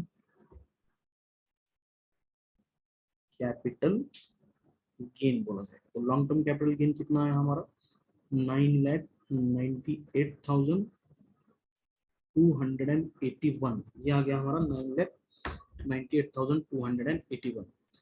अब देखना है क्वेश्चन में कुछ बचा है क्या, क्वेश्चन में कुछ बचा है क्या, यस बचा है। क्या बचा है बेटा, देख लीजिए।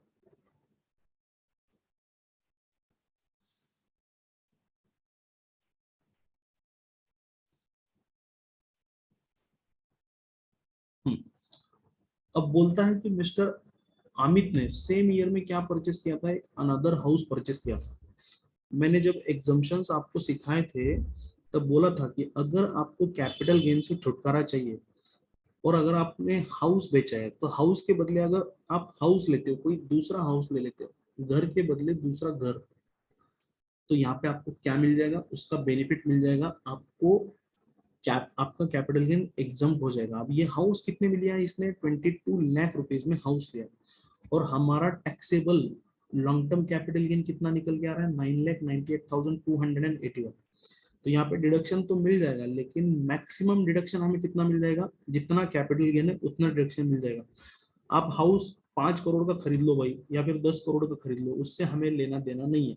ज्यादा से ज्यादा आपका कैपिटल गेन कितना माइनस हो सकता है, जो भी आपका कैपिटल गेन आया उससे आगे आप हाउस परचेस कर रहे हो, 25 लाख का 50 लाख का हाउस परचेस कर रहे हो, तो वो तो आपका खुद का खर्चा हुआ, उससे इनकम टैक्स का कोई लेना देना नहीं। इनकम टैक्स उतना ही माफ करेगा जितने के ऊपर वो टैक्स लगाने वाला था।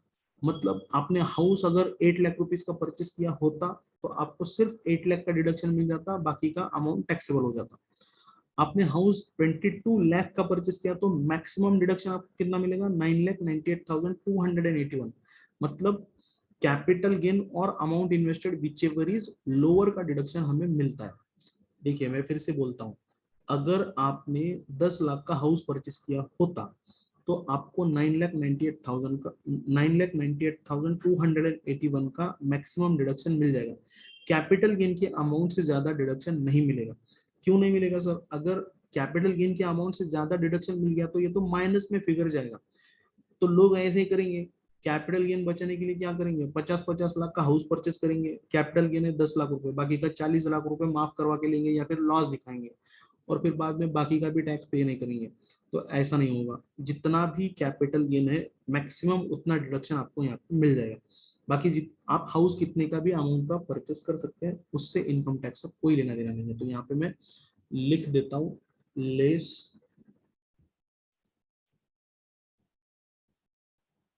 Deduction under section 54। अब सेक्शन कौन सा है मुझे याद नहीं आ रहा है, 54 बहुत सारे सेक्शन है, 54 बीडीजी का है, तो यहाँ पे 54 लिख देना। आप सेक्शन कोट करने के चक्कर में मत पड़ो, सीधा 54, सारे सेक्शन 54 से स्टार्ट होते, तो आप क्या कर लो, लेस डिडक्शन अंडर सेक्शन 54 बोल दो, सिर्फ इतना। तो यहाँ क्या कौन सा डिडक्शन मिलने वाला है 54 के अंदर, परचेस ऑफ रेजिडेंशियल हाउस, घर के बदले घर परचेस किया बंदे ने कितने का परचेस किया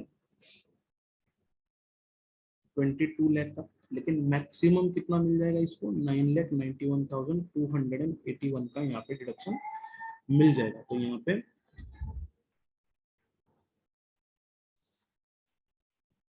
taxable long term capital gain is equal to nil आए। अब आपको सेम क्वेश्चन एग्जाम में आएगा, ये तो मैं बोल नहीं सकता, मतलब सेम क्वेश्चन आएगा लेकिन सेम अमाउंट का क्वेश्चन नहीं आएगा, अमाउंट में थोड़ा सा चेंज हो सकता है। अब यहाँ पे मैं थोड़ा चेंज करके ले ही लेता हूँ। मान लीजिए आपका कैपिटल गेन यहाँ पे 9,98,281 की बजाय आपका कैपिटल गेन सपोज 30 लाख रुपया है ना, 30 लाख रुपया आया, तो आपको यहाँ पे कितना डिडक्शन मिल जाएगा। अगर आपका कैपिटल गेन यहाँ पे 30 लाख रुपया आता तो आपको यहाँ पे डिडक्शन पूरे 22 लाख रुपीज का डिडक्शन यहाँ पे मिल जाता, और बाकी का 8 लाख रुपीज आपका टैक्सेबल हो जाता। क्योंकि यहाँ पे purchase value, new residential house की परचेस वैल्यू आपके कैपिटल गेन के वैल्यू से या फिर कैपिटल गेन के अमाउंट से ज्यादा है, तो आपको यहाँ पे मैक्सिमम कितना डिडक्शन मिला 9,98,281 का डिडक्शन मिला।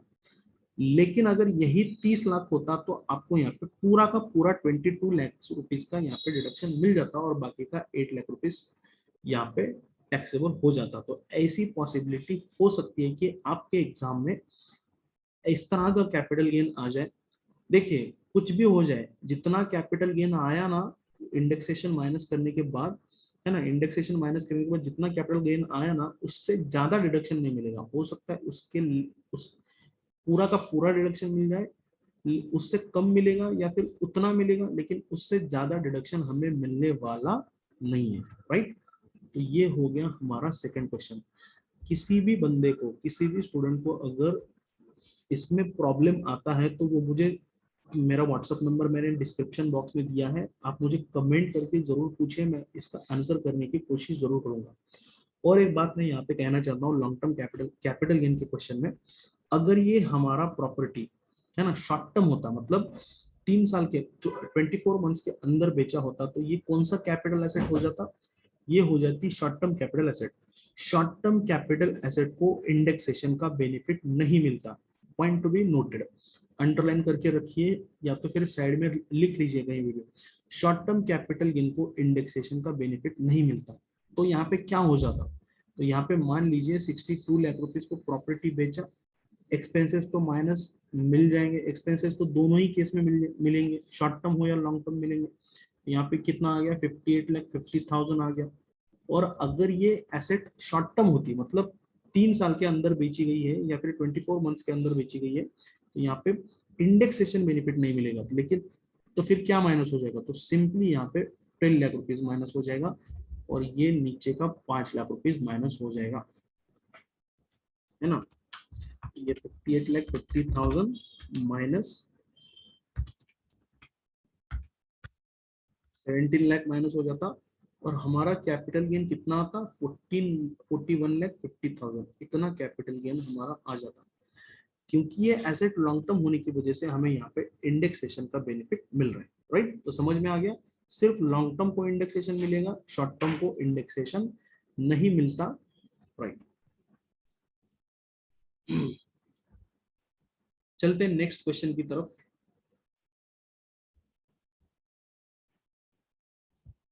क्वेश्चन नंबर 3, बस इतना ही करना है। ये 1-2 घंटे का वीडियो देखने के बाद आपकी लाइफ, आपका इनकम टैक्स का टेंशन निकल जाएगा। तो यहाँ पे आपको स्टक रहना है, थोड़ा जागते रहना है, चैन की नींद सोना है। तो अगर नींद आ रही है तो आप तो फिर गया काम से बेटा तू, तो ये वीडियो तो तू देख ही ले। अब चलते अगले क्वेश्चन की तरफ। बहुत सिंपल क्वेश्चन है। हाँ,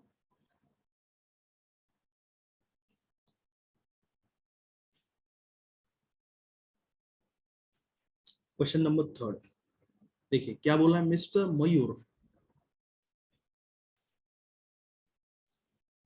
मयूर is a teacher. The following information relate to the assessment year 2022-23, है ना। असेसमेंट ईयर की इंफॉर्मेशन हमें दिया है basic salary eight the rate 17,000 per month. Second दिया है डियरनेस अलाउंस, डीए का मतलब dearness allowance 55% of basic salary.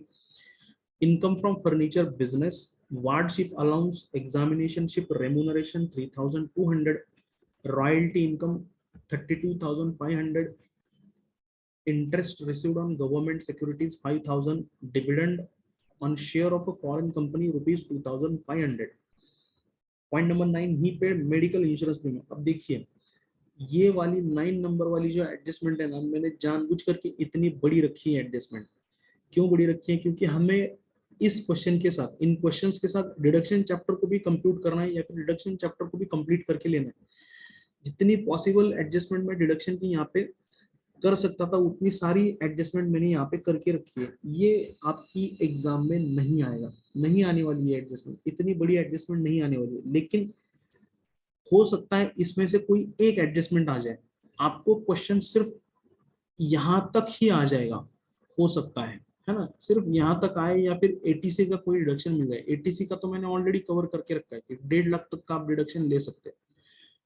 ATC की लिस्ट को देख लो अगर आपके पास टाइम है तो। ये एडजस्टमेंट नहीं आने वाली है, लेकिन मैंने ये एडजस्टमेंट रखी इसलिए है कि ताकि आपकी कंसेप्ट यहाँ पे क्लियर हो जाए। तो यहाँ पे क्या बोला गया है, he paid medical insurance premium by cheque on the following person. किन किन के नाम पे मेडिकल इंश्योरेंस प्रीमियम, 80D का 80D सेक्शन है, 80D सेक्शन में मेडिकल इंश्योरेंस प्रीमियम आप पे कर सकते हो। तो किन के नाम पे यहाँ पे मेडिकल इंश्योरेंस प्रीमियम पे किया है? देखिए medical insurance premium for himself, मतलब खुद के लिए मेडिकल इंश्योरेंस प्रीमियम यहाँ पे इसने क्या किया? पे किया है। मिलेगा क्या डिडक्शन? यस मिलेगा। Medical insurance premium paid for spouse, spouse मतलब बीवी के लिए या फिर हस्बैंड के लिए लिया, तो यहाँ पे मिलेगा क्या? यस मिलेगा। Medical insurance premium paid for dependent children, जी हाँ मिलेगा। फिर बाद में medical insurance premium paid for mother, मिलेगा।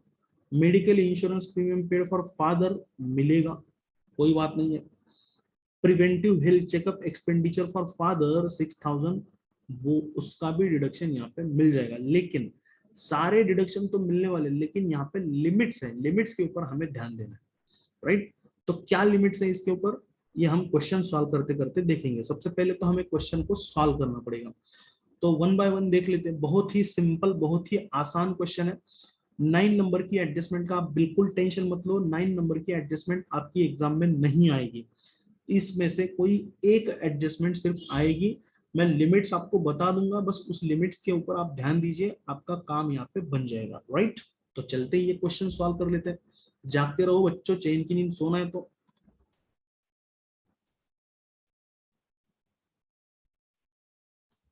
Question number 3,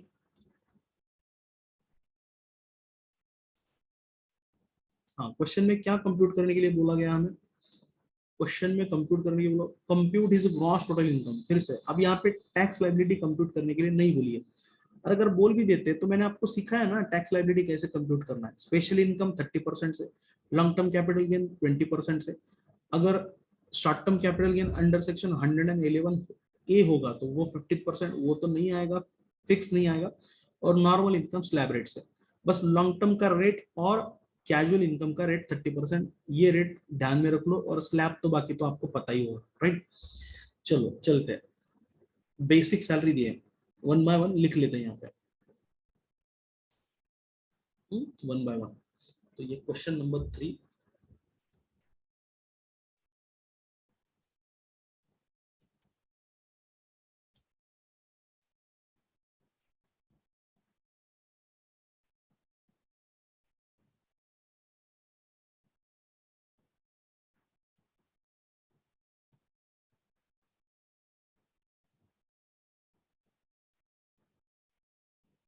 computation of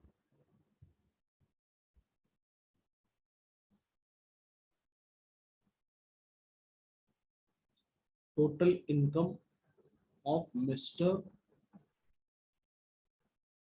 Mayur for the assessment year 2022-23। Serial number आप मेरे साथ साथ सॉल्व किए तो आपको दोबारा वीडियो देखने की जरूरत नहीं है, डिटेल्स तो ट्राई कीजिए मेरे साथ साथ सॉल्व करने का, रुपीस और रुपीस।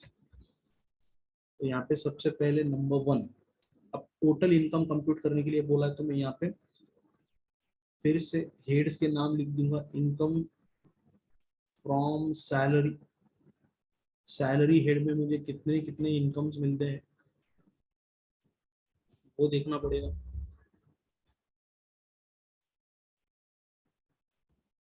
तो यहाँ पे देख लीजिए सैलरी में क्या क्या, बेसिक सैलरी कहाँ पे टैक्सेबल होने वाला है, income under the head salaries में टैक्सेबल होने वाला है, तो यहाँ पे मैं लिख देता हूँ नंबर 1।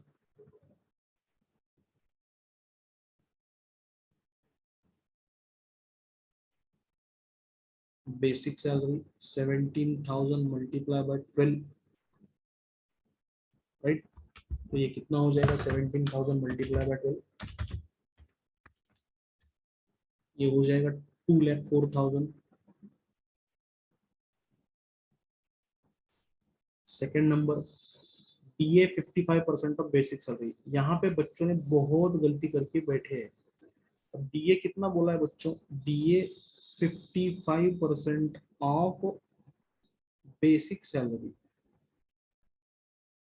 DA मंथली होता है बेटा, और उसको ईयरली में कन्वर्ट करना पड़ता है, तो ये 2,04,000 का 55% लेना है, ना कि 17,000 का 55%। आपने 17,000 का भी 55% लिया तो भी चलेगा, लेकिन उसको मल्टीप्लाई करना पड़ेगा 12 से, है ना। मतलब कैलकुलेशन कुछ इस तरह से होगा, अगर आपके हिसाब से जाए तो 17,000 मल्टीप्लाई बाय 55%, पहले ये परसेंट निकाल के लेंगे और फिर उसको मल्टीप्लाई करना पड़ेगा 12 से, क्योंकि डियरनेस अलाउंस, कोई भी अलाउंस पर मंथ के हिसाब से होता है, राइट। तो यहाँ पे मैं सीधा सीधा 2,04,000 मल्टीप्लाई बाय 55% कर लेता हूँ, तो ये कितना मिल जाएगा, 1,12,200। बच्चे क्या करते हैं, यहाँ पे गलती कर बैठते हैं, सिर्फ 17,000 का 55% ले लेते हैं। आंसर तो यहीं पे गलत हो गया। इनकम टैक्स में देखिए, अगर एक भी चीज गलत हो गई ना तो पूरा क्वेश्चन गलत हो जाएगा, तो यहाँ पे ध्यान देके आपको सॉल्व करना पड़ेगा। फिर बाद में income under the head salaries में क्या क्या टैक्सेबल होने वाला है, ये हो गया, ये हो गया। इनकम फ्रॉम फर्नीचर बिजनेस, ये तो बिजनेस इनकम है। वार्डशिप अलाउंस मुझे यहाँ पे दिख रहा है, तो ये वार्डशिप अलाउंस कहाँ पे टैक्सेबल होने वाला है, ये भी अलाउंस, कोई भी अलाउंस सैलरी में ही टैक्सेबल होने वाला है। तो यहाँ पे मैं wardship allowance at the rate 600 per month, इसको कुछ एग्जाम्पशंस है क्या अलाउंस को, कुछ नहीं है एग्जाम्पशन, तो सीधा डायरेक्टली वार्डशिप अलाउंस में इसको फुल्ली टैक्सेबल कर देता हूँ। सो वार्डशिप अलाउंस, नया कुछ अलाउंस दिखाना तो उसको फुल्ली टैक्सेबल कर देने का। सो वार्डशिप अलाउंस 600 मल्टीप्लाई बाय 12, तो 600 मल्टीप्लाई बाय 12 कितना हो जाएगा,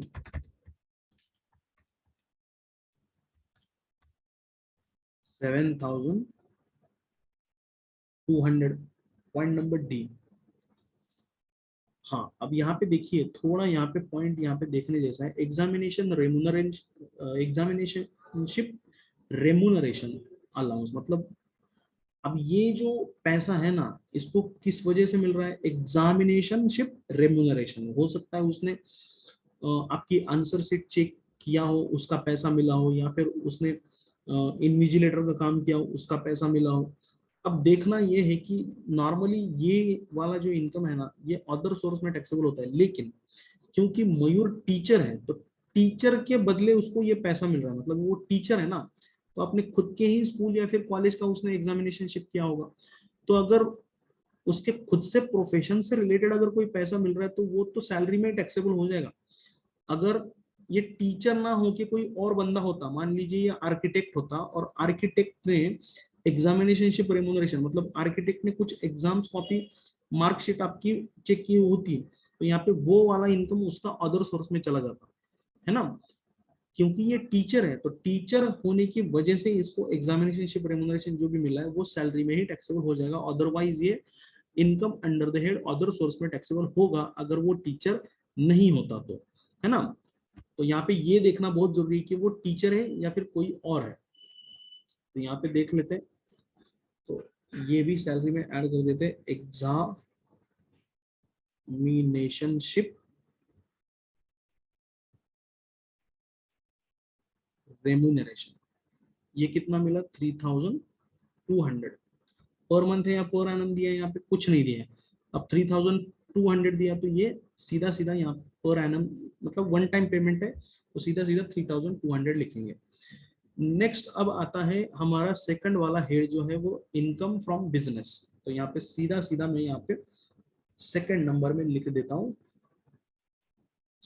अच्छा, इसके टोटल कर लेंगे ना, सबसे पहले इसके टोटल कर लेंगे, सैलरी से टोटल इनकम हमें कितना मिल रहा है, तो ये मिल रहा है 2,04,000 प्लस 1,12,200 प्लस 7,200 प्लस 3,200, ये हो गया हमारा पूरा 3,26,600, ये इनकम फ्रॉम सैलरी हो गया।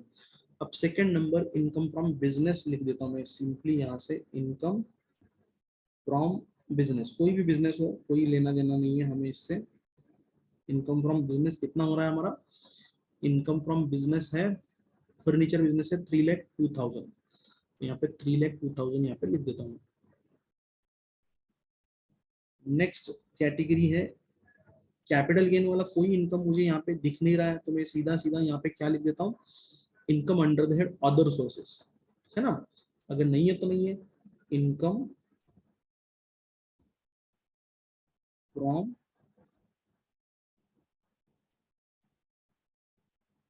Other sources. अब अदर सोर्सेस में मुझे कितने सारे इनकम है देखिए,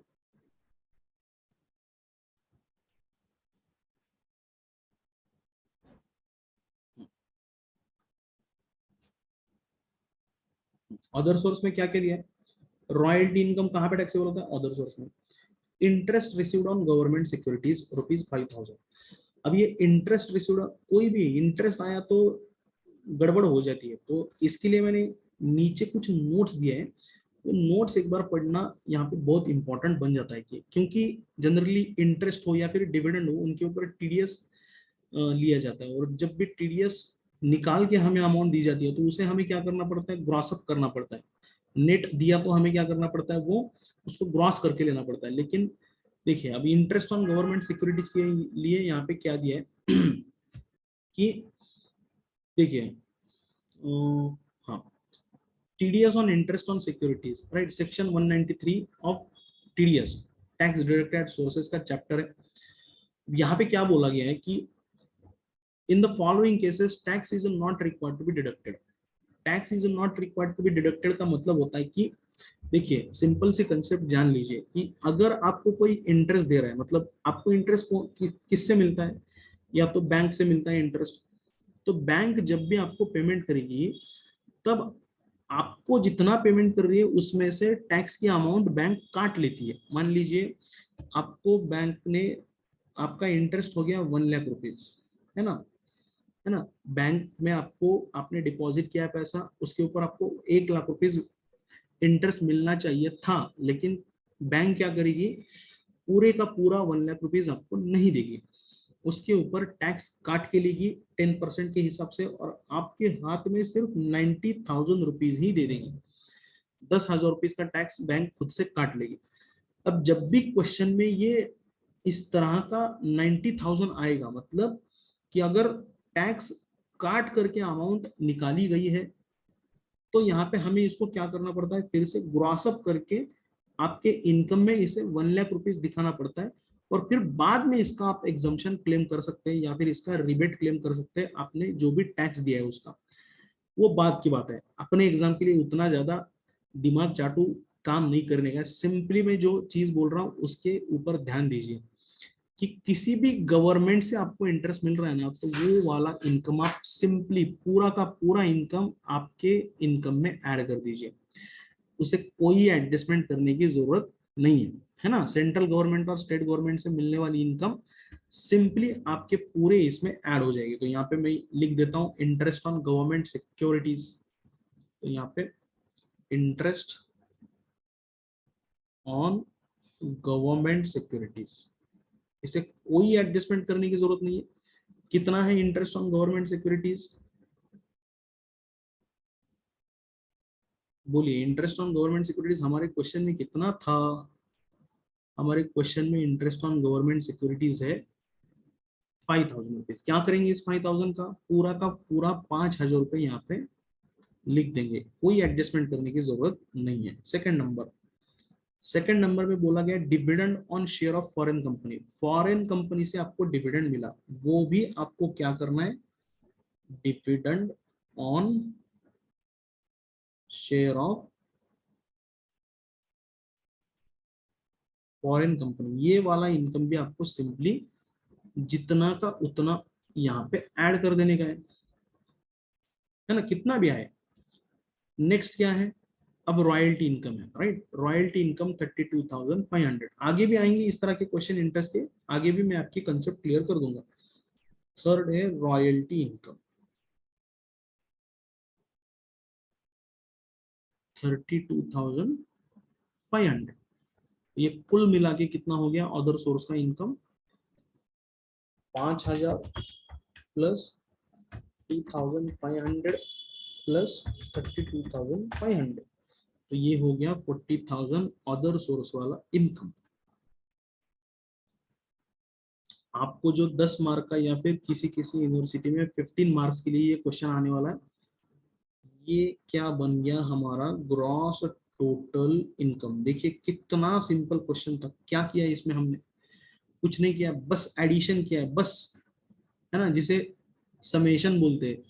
बस इनकम को जोड़ जोड़ के हमने ये वैल्यू निकाल ली। कितनी वैल्यू आ गई यहाँ पे हमारी, 3,26,600 प्लस 3,02,000 प्लस 40,000, ये हमारा क्या आ गया, ग्रॉस टोटल इनकम आ गया 6,68,600। बस आपको क्वेश्चन यहाँ तक ही पूछा गया था, हो सकता है आपके एग्जाम में भी यहाँ तक ही क्वेश्चन आए, लेकिन जैसा कि मैंने बोला था, 1 मिनट में चार्जिंग लगा लेता हूँ सो दैट हमारा कोई यहाँ पे इंटरप्शन ना हो जाए।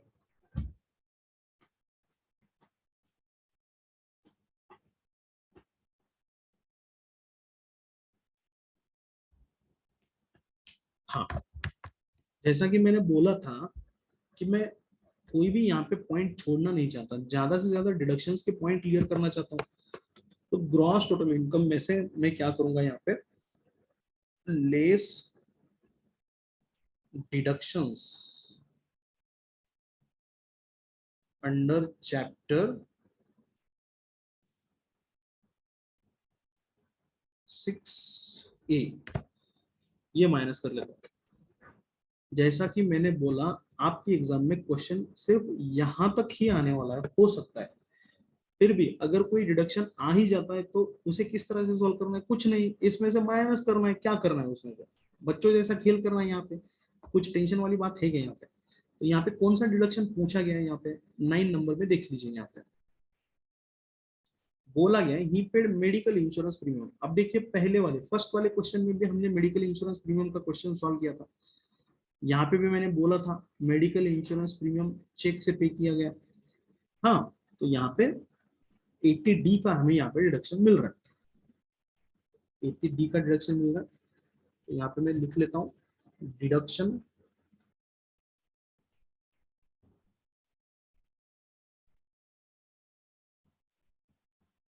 Under section 80D।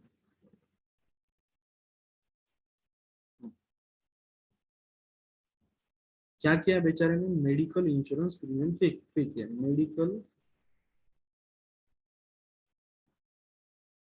Insurance premium. अब किन किन लोगों के ऊपर इसने मेडिकल इंश्योरेंस निकाला है वो देखना पड़ेगा। खुद के ऊपर है ना, हिमसेल्फ। मैं यहाँ पे शॉर्टकट में लिख देता हूँ, आप भी वैसा ही लिख दीजिए एग्जाम में, हिमसेल्फ। क्या खुद के ऊपर मेडिकल इंश्योरेंस प्रीमियम पे किया तो मिलेगा, यस क्वालिफाई हो जाएगा, यस क्वालिफाई हो जाएगा। स्पाउस यानी अपना जो साथी है उसके ऊपर उसने 10,000 का पे किया,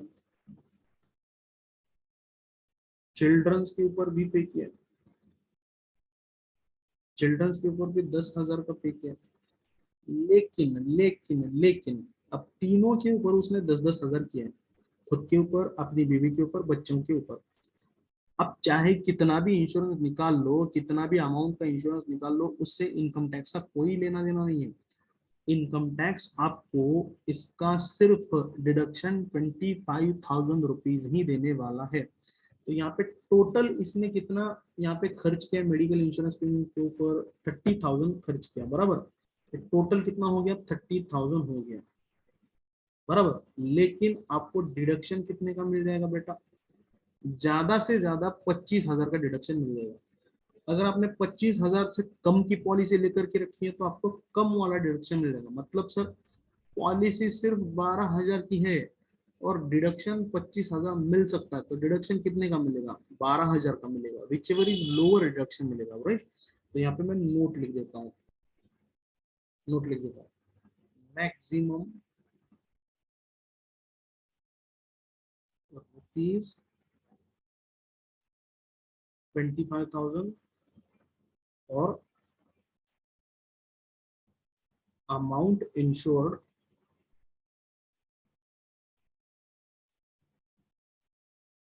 विच एवर इज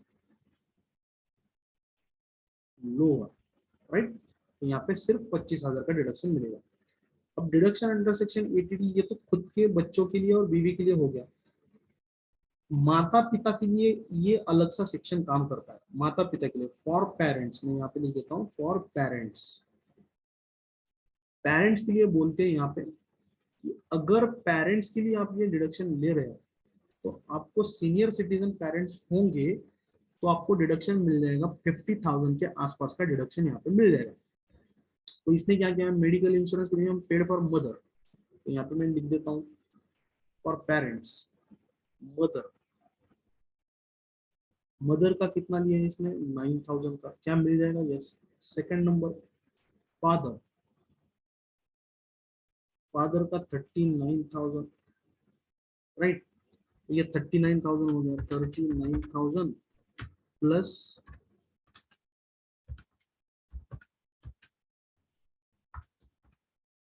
6,000 और प्रिवेंटिव हेल्थ चेकअप किया है। अब प्रिवेंटिव हेल्थ चेकअप के लिए देखिए दोनों को मिला के सिर्फ 5,000 का डिडक्शन मिलेगा। इसने प्रिवेंटिव हेल्थ चेकअप कितना किया है, 6,000 रुपए प्रिवेंटिव हेल्थ चेकअप किया है। अब देखिए यहाँ पे इन दोनों का मिला के, मतलब मदर के ऊपर का इंश्योरेंस और फादर के ऊपर का इंश्योरेंस मिला के कितना हो गया, ये 45,000 हो गया। मतलब अभी भी 5,000 रुपए का हमारे पास स्कोप है, 5,000 तक हम यहाँ पे क्लेम कर सकते हैं, क्योंकि सीनियर सिटीजन है दोनों भी, बराबर। तो यहाँ पे क्या करेंगे हम लोग, अब देखिए इसका तो काम खत्म हो गया, इसने तो पूरा का पूरा 25 का ले लिया, इसमें पूरा प्रिवेंटिव हेल्थ चेकअप के साथ आ गया। प्रिवेंटिव हेल्थ चेकअप मतलब बीमारी से पहले जो चेकअप करने के लिए जाते हैं अपन लोग, उसे प्रिवेंटिव हेल्थ चेकअप बोला जाता है।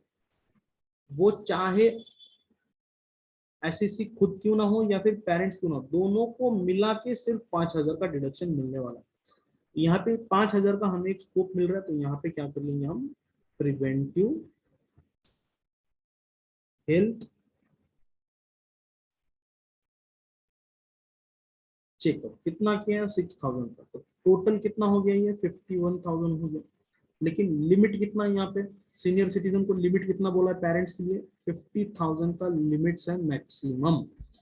क्यों, क्योंकि 50,000 से ज्यादा यहाँ पे डिडक्शन नहीं मिल सकता, भले ही वो सीनियर सिटीजन हो। अगर पेरेंट सीनियर सिटीजन नहीं है तो बेटा यहाँ पे भी सिर्फ 25,000 का ही डिडक्शन मिल जाएगा। मैं फिर से एक बार ये सेक्शन आपको समझाने की कोशिश करता हूँ। देखिए खुद के लिए, बीवी के लिए, बच्चों के लिए आप इंश्योरेंस निकालो, अच्छी बात है, 25,000 तक का आपको डिडक्शन मिल जाएगा। पेरेंट्स अगर सीनियर सिटीजन होंगे तो 51,000 का मिलेगा, पेरेंट्स अगर सीनियर सिटीजन नहीं है तो 25,000 का डिडक्शन मिलेगा। ये 25,000 में और ये 50,000 में सब आ गया, इंश्योरेंस आ गया, प्रिवेंटिव हेल्थ चेकअप आ गया। प्रिवेंटिव हेल्थ चेकअप भले ही 6,000 का है, लेकिन यहाँ पे मैक्सिमम 5,000 का ही डिडक्शन मिलेगा।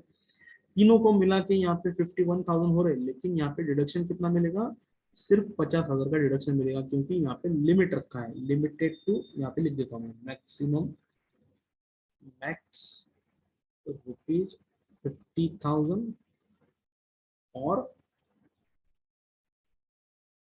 Amount invested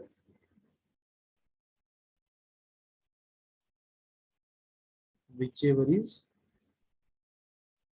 lower। तो ये कितना डिडक्शन मिल गया, टोटल हमें डिडक्शन कितना मिल गया, 75,000 का डिडक्शन मिल गया। ये एडिशनल क्वेश्चन है, आपके एग्जाम में आएगा, ऐसा कोई मैं गारंटी नहीं देता। डिडक्शन वाला पार्ट हो सकता है छोटा सा आ जाए, इतना बड़ा डिडक्शन तो नहीं आने वाला है, सो डोंट बी पैनिक। ये मैंने सीएमए की किताब से उठाया है, एक क्वेश्चन से। इतने बड़े डिडक्शंस है ना, spouse, himself, children, parents, mother, इतना बड़ा एडजस्टमेंट बीकॉम के एग्जाम के लिए नहीं पूछा जाता। ये सिर्फ मैंने आपको समझाने के लिए यहाँ पे क्वेश्चन लिया था। आपको सिंपली जैसे ऊपर दी गई एडजस्टमेंट, लाइफ इंश्योरेंस पे, मेडिकल इंश्योरेंस प्रीमियम, ऐसा था, इस वजह ऐसे ही सिंपल सिंपल डिडक्शन आने वाले, तो डोंट बी पैनिक। तो यहाँ पे मैं 75,000 का डिडक्शन 6,68,400, सॉरी 600 में से यहाँ पे माइनस कर दूंगा 75,000 का डिडक्शन। तो आपका रिजल्टेंट जो आएगा वो रहेगा total income, gross total income में से डिडक्शन माइनस करने के बाद जो फिगर आती है उसे 593,600 इसे बोला जाएगा टोटल इनकम, राइट। बस आप इतना सा भी कर लेंगे, इतना ये वाला पार्ट ग्रॉस टोटल इनकम के उतना वाला भी पार्ट कर लेंगे तो आपको आ जाएगा। ठीक है, अगर नहीं समझाए डिडक्शन वाला, ये वाला सेक्शन नहीं समझाए तो छोड़ दीजिए, है ना, जितना समझाए उतना करते चलिए, राइट। तो ये इस तरह से हमने यहाँ पे 3 क्वेश्चंस यहाँ पे कर लिए। अब हमारे कितने क्वेश्चंस यहाँ पे बच रहे हैं, अब हमारे बच रहे हैं question number 4, question number 5, question number 6, question number 7, question number 8, question number 9 and question number 10। तो मुझे लगता है कि चलो एक क्वेश्चन हम कर ही लेते हैं आज की सेशन में। देखिए अब बहुत कम समय बचा है, तो आपको भी तो करना पड़ेगा। मैं आपके लिए बैठ रहा हूँ तो आपको भी तो अपने खुद के लिए बैठना पड़ेगा, है ना। तो अगर ये वीडियो आप पूरा कंप्लीट देख लेते हैं तो आपका बहुत सा यहाँ पे टेंशन यहाँ पे रिलीफ होने वाला है। तो यहाँ पे आप ये देख लीजिए पूरा का पूरा वीडियो, स्किप मत कीजिए, वरना पछताएंगे आप लोग, है ना। सिर्फ एक दिन की तो बात है ना। एक दिन पूरा देखने में 2-4 घंटे में तो पूरा वीडियो खत्म हो जाएगा। ये एक एक वीडियो वन आवर का हो जाएगा। अभी ये क्वेश्चन में हमने कितना, ये वीडियो में हमने कितना कवर कर लिया, टोटल 4 क्वेश्चन यहाँ पे हम कवर कर लेंगे। फिर बाद में नेक्स्ट वीडियो जो बनेगा उसमें 4 क्वेश्चन और बाकी के एक लास्ट वीडियो होगा उसमें हम 2 क्वेश्चन यहाँ पे कवर कर लेंगे। तो आइए एक सिंपल सा क्वेश्चन यहाँ पे सॉल्व कर लेते हैं अपन। चलो क्वेश्चन नंबर 4 ही सॉल्व कर लेते हैं। क्या बोला गया क्वेश्चन नंबर 4 में, देख लीजिए।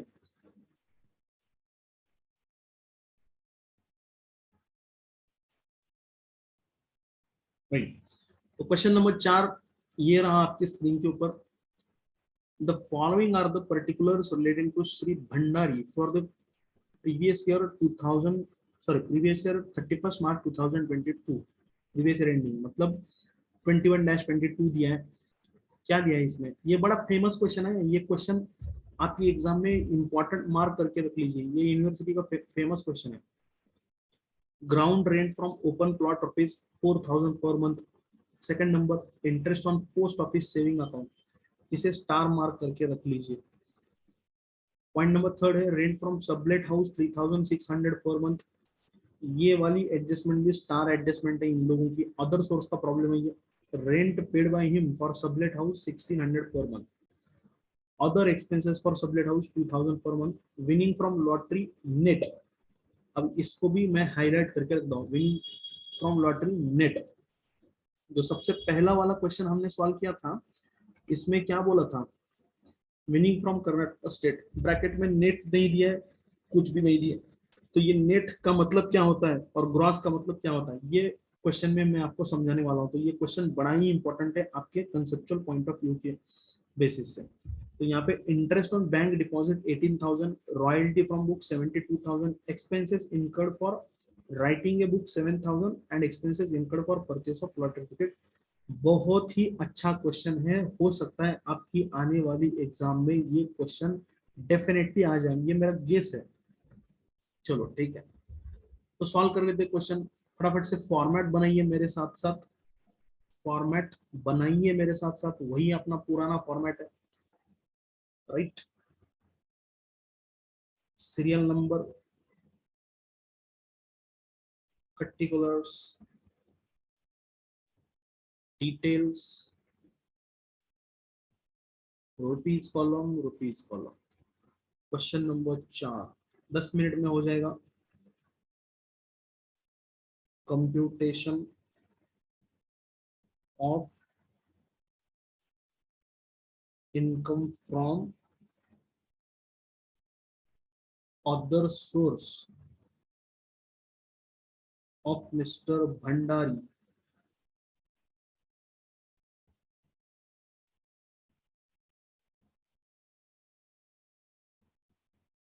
For the assessment year 2022-23। सबसे पहले, अब क्योंकि यहाँ पे अदर सोर्स का स्पेशल हेड के अंदर यहाँ पे पूछा गया है, तो यहाँ पे देख लेते हैं अपन। अब देखिए यहाँ पे ground rent from open plot, कभी भी देखिए ओपन प्लॉट से मिलने वाली इनकम हाउस प्रॉपर्टी में टैक्सेबल नहीं होती। ओपन प्लॉट से हाउस प्रॉपर्टी में अगर कोई इनकम टैक्सेबल करना है तो यहाँ पे बिल्डिंग होना जरूरी है। यहाँ पे बिल्डिंग है या नहीं, ओपन प्लॉट से मिलने वाली इनकम कहाँ पे टैक्सेबल होती है बेटा, ओपन प्लॉट से मिलने वाली इनकम अदर सोर्स में टैक्सेबल होती है। तो यहाँ पे मैं ground rent from open plot लिख देता हूँ। बस 2 मिनट का क्वेश्चन है। Ground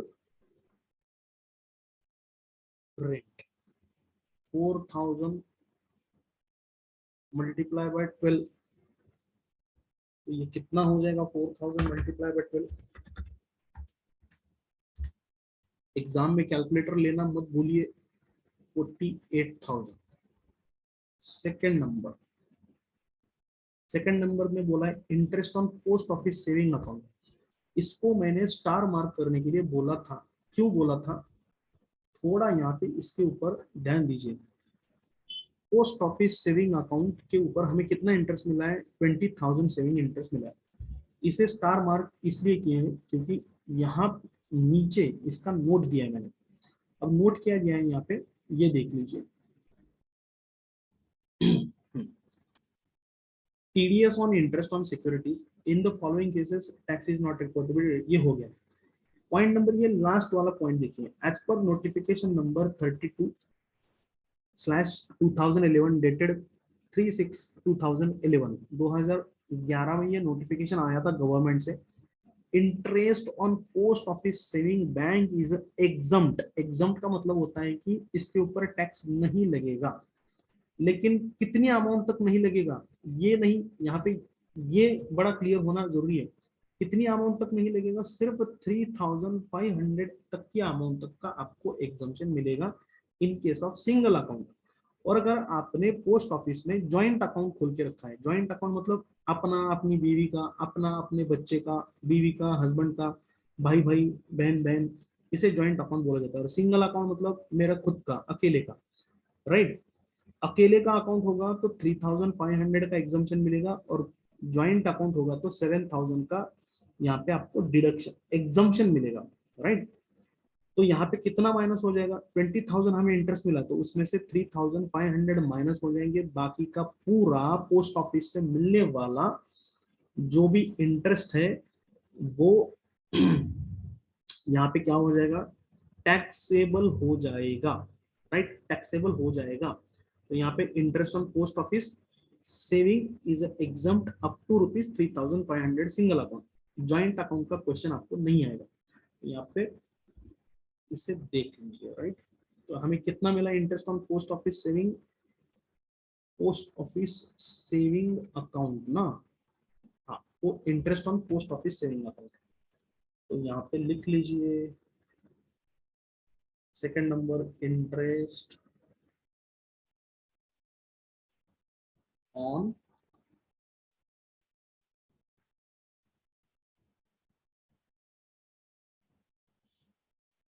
post office saving account. हमें इंटरेस्ट कितना मिला, इंटरेस्ट मिला 20,000 रुपीज। उसमें से क्या हो जाएगा बेटा, लेस हो जाएगा, लेस एग्जम्प्ट,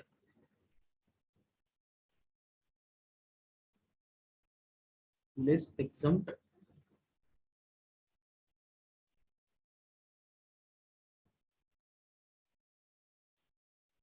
3,500, और बाकी का जो इंटरेस्ट होगा वो क्या हो जाएगा, फिर टैक्सेबल हो जाएगा 3,500, जो बाकी का 16,500 टैक्सेबल हो जाएगा, राइट।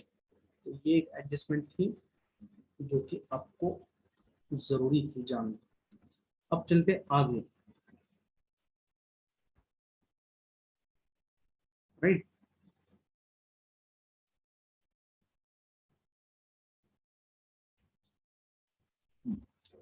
पॉइंट नंबर थर्ड, ये बड़ी फेमस एडजस्टमेंट है, rent from sublet house. House को सबलेट किया, अब हाउस को सबलेट करना होता क्या है, मैंने बहुत बार सिखाया था। ठीक है, मिस्टर एक्स है, इसने एक घर मिस्टर वाई को रेंट पे दे दिया। मिस्टर एक्स ने मिस्टर वाई को 1,000 रुपीज पर मंथ के हिसाब से रेंट पे दे दिया। मिस्टर वाई ने क्या किया, यही सेम घर मिस्टर जेड को 2,000 रुपए पर मंथ के हिसाब से रेंट पे दे दिया। अब मिस्टर एक्स इस घर का मालिक है, मिस्टर वाई इसका टेनेंट है, और मिस्टर वाई ने क्या किया, सेम घर जो है वो मिस्टर जेड को डबल किराए पे चढ़ा दिया। अब मिस्टर एक्स को कितना मिल रहा है, 1,000 रुपीज पर मंथ मिल रहा है। मिस्टर एक्स की जो इनकम होगी वो हाउस प्रॉपर्टी में टैक्सेबल होगी, क्योंकि मिस्टर एक्स इस प्रॉपर्टी का ओनर है।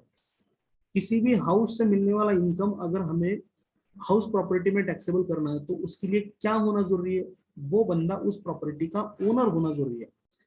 तो यहाँ पे मिस्टर एक्स की जो इनकम होगी वो कहाँ पे टैक्सेबल हो जाएगी, मिस्टर एक्स की जो इनकम होगी दोस्तों, ये इनकम हाउस प्रॉपर्टी में टैक्सेबल हो जाएगी। लेकिन मिस्टर वाई ने जो घर किराए पे दिया मिस्टर जेड को, वो मिस्टर एक्स का घर है, दैट्स व्हाई मिस्टर वाई की जो यहाँ पे इनकम है वो under the head house property में टैक्सेबल नहीं होगी। क्यों, क्योंकि वो उस प्रॉपर्टी का ओनर नहीं है। तो मिस्टर वाई की इनकम कितनी हो गई, देखिए 1000 पे घर लिया था, 2000 पे चढ़ा दिया, तो मिस्टर जेड से 2000 मिले, उसमें से तो रेंट गया है एक्स को 1000, तो यहाँ पे इसका इनकम हो गया 1000 रुपीज पर मंथ के हिसाब से। तो ये जो 1000 इसका घर हो गया, सॉरी इनकम हो गया, वो under the head income from other sources में यहाँ पे टैक्सेबल है, तो उसी को बोला जाता है rent from sublet house, right. बहुत जल्दी में समझा रहा हूँ, किसी और वीडियो में मैं आपको अच्छे से इसको एक्सप्लेन कर दूंगा। मैंने इनकम टैक्स से रिलेटेड बहुत सारे वीडियोस बनाए, और ज्यादा भी इसके डिटेल में वीडियो में बनाऊंगा। अभी तो फिलहाल एग्जाम के पॉइंट ऑफ व्यू से ये वीडियो बनाए, तो यहाँ पे देख लीजिए रेंट फ्रॉम सबलेट हाउस। तो मुझे सबलेट करता हूँ, मैंने प्रॉपर्टी सबलेट किया, तो मुझे रेंट कितना मिल रहा है 3600 पर मंथ। तो यहाँ पे मैं इसको कैसे आंसर में लिखना है, तो यहाँ पे लिख देता हूँ, रेंट फ्रॉम सबलेटिंग। सबलेटिंग का मतलब होता है डबल किराए पे चढ़ा दिया, तो कितने में चढ़ा दिया 3600 मल्टीप्लाई बाय 12, 3600 मल्टीप्लाई बाय 12 कितना हो जाएगा 43,200 मुझे रेंट मिल रहा है। उसमें से माइनस भी तो करना पड़ेगा ना, less rent paid to owner, कितना पे कर रहा है 1600 रुपया पर मंथ के हिसाब से।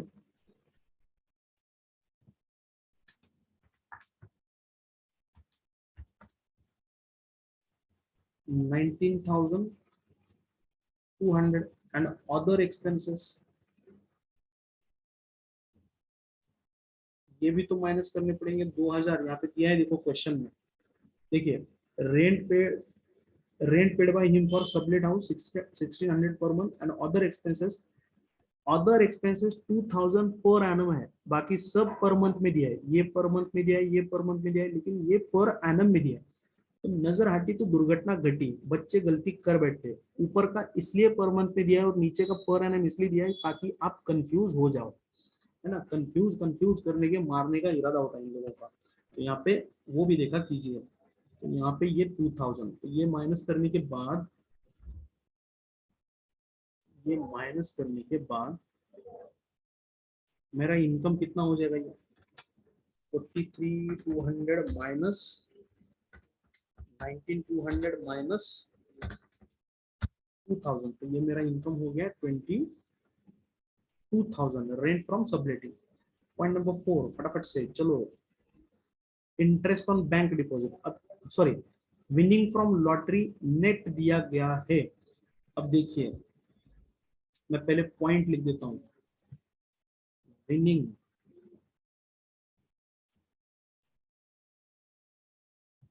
फ्रॉम लॉटरी, कभी भी ब्रैकेट में विनिंग फ्रॉम लॉटरी के ब्रैकेट में किसी भी कैजुअल इनकम के ब्रैकेट में नेट दिया होता, नेट दिया है, तो उसे हमें क्या करके लेना पड़ेगा, उसे हमें ग्रॉस करके लेना पड़ेगा। देखिए मैंने यहाँ पे नोट्स में भी आपको यहाँ पे हिंदी में नोट्स बना करके दिया है, ये नोट्स एक बार पढ़ लेंगे तो आपको ये अच्छे से समझ में आ जाएगा। यहाँ पे देखिए अगर क्वेश्चन में casual income for example winning from lottery horse race gross दिया तो हमें कुछ भी नहीं करेंगे। अगर ग्रॉस दिया, ब्रैकेट में ग्रॉस वर्ड दिया, तो हम क्या करेंगे, कुछ नहीं करेंगे, कॉमा वो इनकम हम एज इट इज कंप्यूटेशन में लेंगे। लेकिन अगर वो इनकम नेट दिया तो उसे हमें ग्रॉस करके लेना होगा।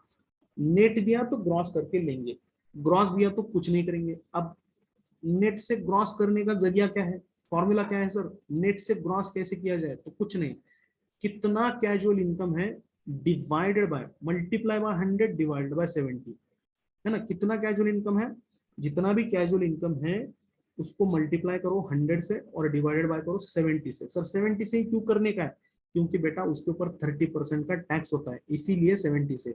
यही करना है कि सर हर क्वेश्चन में यही करना है, बस कैजुअल इनकम क्या है कितना है देखना है। तो यहाँ पे कैजुअल इनकम कितना है हमारा, यहाँ पे कैजुअल इनकम कितना है हमारा, देखिए 60,000 है, तो यहाँ पे फॉर्मूला में लिख देता हूँ, यहाँ पे विनिंग फ्रॉम लॉटरी, यहाँ पे नेट दिया है तो उसे ग्रॉस करके लेंगे। तो ग्रॉस करके लेने का तरीका क्या है, 60,000 डिवाइडेड बाय 70 मल्टीप्लाई बाय 100, ऐसा बोला था मैंने करने को, यस ऐसा बोला था। राइट। तो 60,000 divided by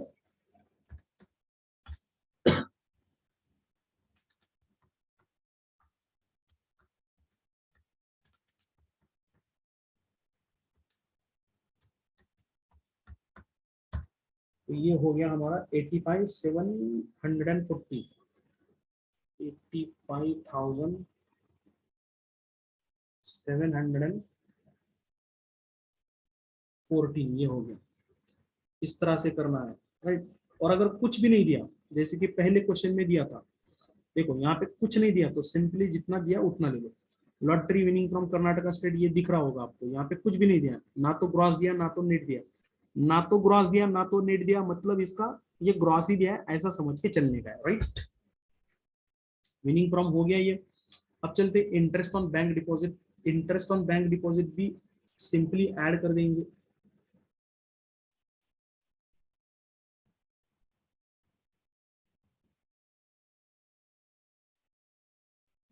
18,000।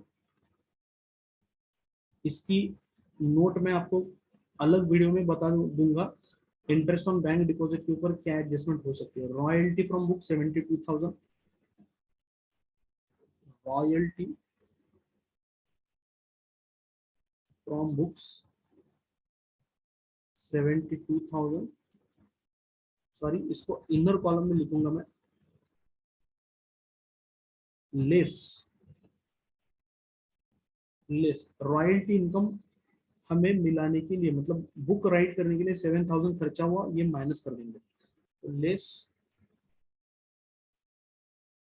Expenses on writing of book 7,000 को 72,000 में से 7,000 माइनस हो गया तो ये बन गया 65,000। और लास्ट एडजस्टमेंट क्या है? लास्ट एडजस्टमेंट है expenses incurred for purchase of lottery ticket. बहुत ध्यान से सुनना, कैजुअल इनकम, लॉटरी वाला जो जैसे इनकम होते हैं, हॉर्स रेस, लॉटरी इनकम, कौन बनेगा करोड़पति, इनके लिए आप कितना भी खर्चा करो और कितना भी कुछ भी कर लो, इसका एक्सपेंसेस हम माइनस नहीं करेंगे। मतलब लॉटरी खरीदने के लिए जो भी खर्चा होगा, बाकी सारे, देखिए इनकम टैक्स का रूल क्या होता है, अगर इनकम टैक्सेबल हो रहा है तो उससे रिलेटेड एक्सपेंसेस भी माइनस होंगे। लेकिन ये एक ऐसा इनकम है विनिंग फ्रॉम लॉटरी, यहाँ पे ना तो लॉस माना जाता है ना ही इसका एक्सपेंसेस पकड़ा जाता है। ऐसा क्यों सर? सिंपली इसका ऐसा इसलिए क्या है दोस्तों, क्योंकि गवर्नमेंट नहीं चाहती कि आप लॉटरी लॉटरी लॉटरी खेले, है ना। इसमें बहुत सारी लोगों की जिंदगियां बर्बाद हो चुकी है, तो गवर्नमेंट नहीं चाहती कि कोई भी बंदा लॉटरी के ऊपर मतलब सट्टा लगाए। सट्टा लगाना बुरी बात होती है, इसलिए इसके कोई भी एक्सपेंसेस आपको माइनस करने के लिए अलाउड नहीं है। पूरा का पूरा 60,000 जो भी जितना भी बना वो आपको उसके ऊपर टैक्स देना पड़ेगा। तो यहाँ पे एक्सपेंसेस माइनस नहीं करना है। तो हमारा क्वेश्चन यहाँ पे सॉल्व हो चुका है। यहाँ पे मैंने रेफर नोट नंबर 235 ऐसा दिया भी है, कौन सी नोट रेफर करना है यहाँ पे, तो आप यहाँ पे देख लीजिए। तो इसका टोटल ले लीजिए हमारा, तो यहाँ पे ले लेते हैं इनकम फ्रॉम अदर सोर्सेस, कितना आ गया, तो ले लीजिए इसका टोटल कितना हो गया, 48,000 plus 16,500 plus 22,000 plus 85,714 plus 18,000 plus 65,000। तो ये हमारा इनकम फ्रॉम अदर सोर्स आ गया 2,55,240। तो आज के सेशन में बस इतना ही। वीडियो देख लीजिए, आराम से क्वेश्चन सॉल्व कर लीजिए। मिलते हैं नेक्स्ट वीडियो में। मैं दूसरा वीडियो जल्दी अपलोड करूंगा, ठीक है। टोटल 10 क्वेश्चन है, 10 के 10 हमें सॉल्व करने हैं। पूरे गोल्डन क्वेश्चन है, पूरा आपका एग्जाम का यहाँ पे, है ना, स्टडी करके यहाँ पे मैंने एक क्वेश्चन डिजाइन किया। तो हो सकता है किसी की यहाँ पे इनकम टैक्स का सब्जेक्ट पूरा का पूरा स्टडी नहीं किया होगा उसके लिए तो ये वीडियो बहुत इंपॉर्टेंट है, उसका सब्जेक्ट निकल जाएगा, ये बस ये वीडियो देख लेना। तो मिलते हैं अगले वीडियो में, तब तक के लिए शुक्रिया।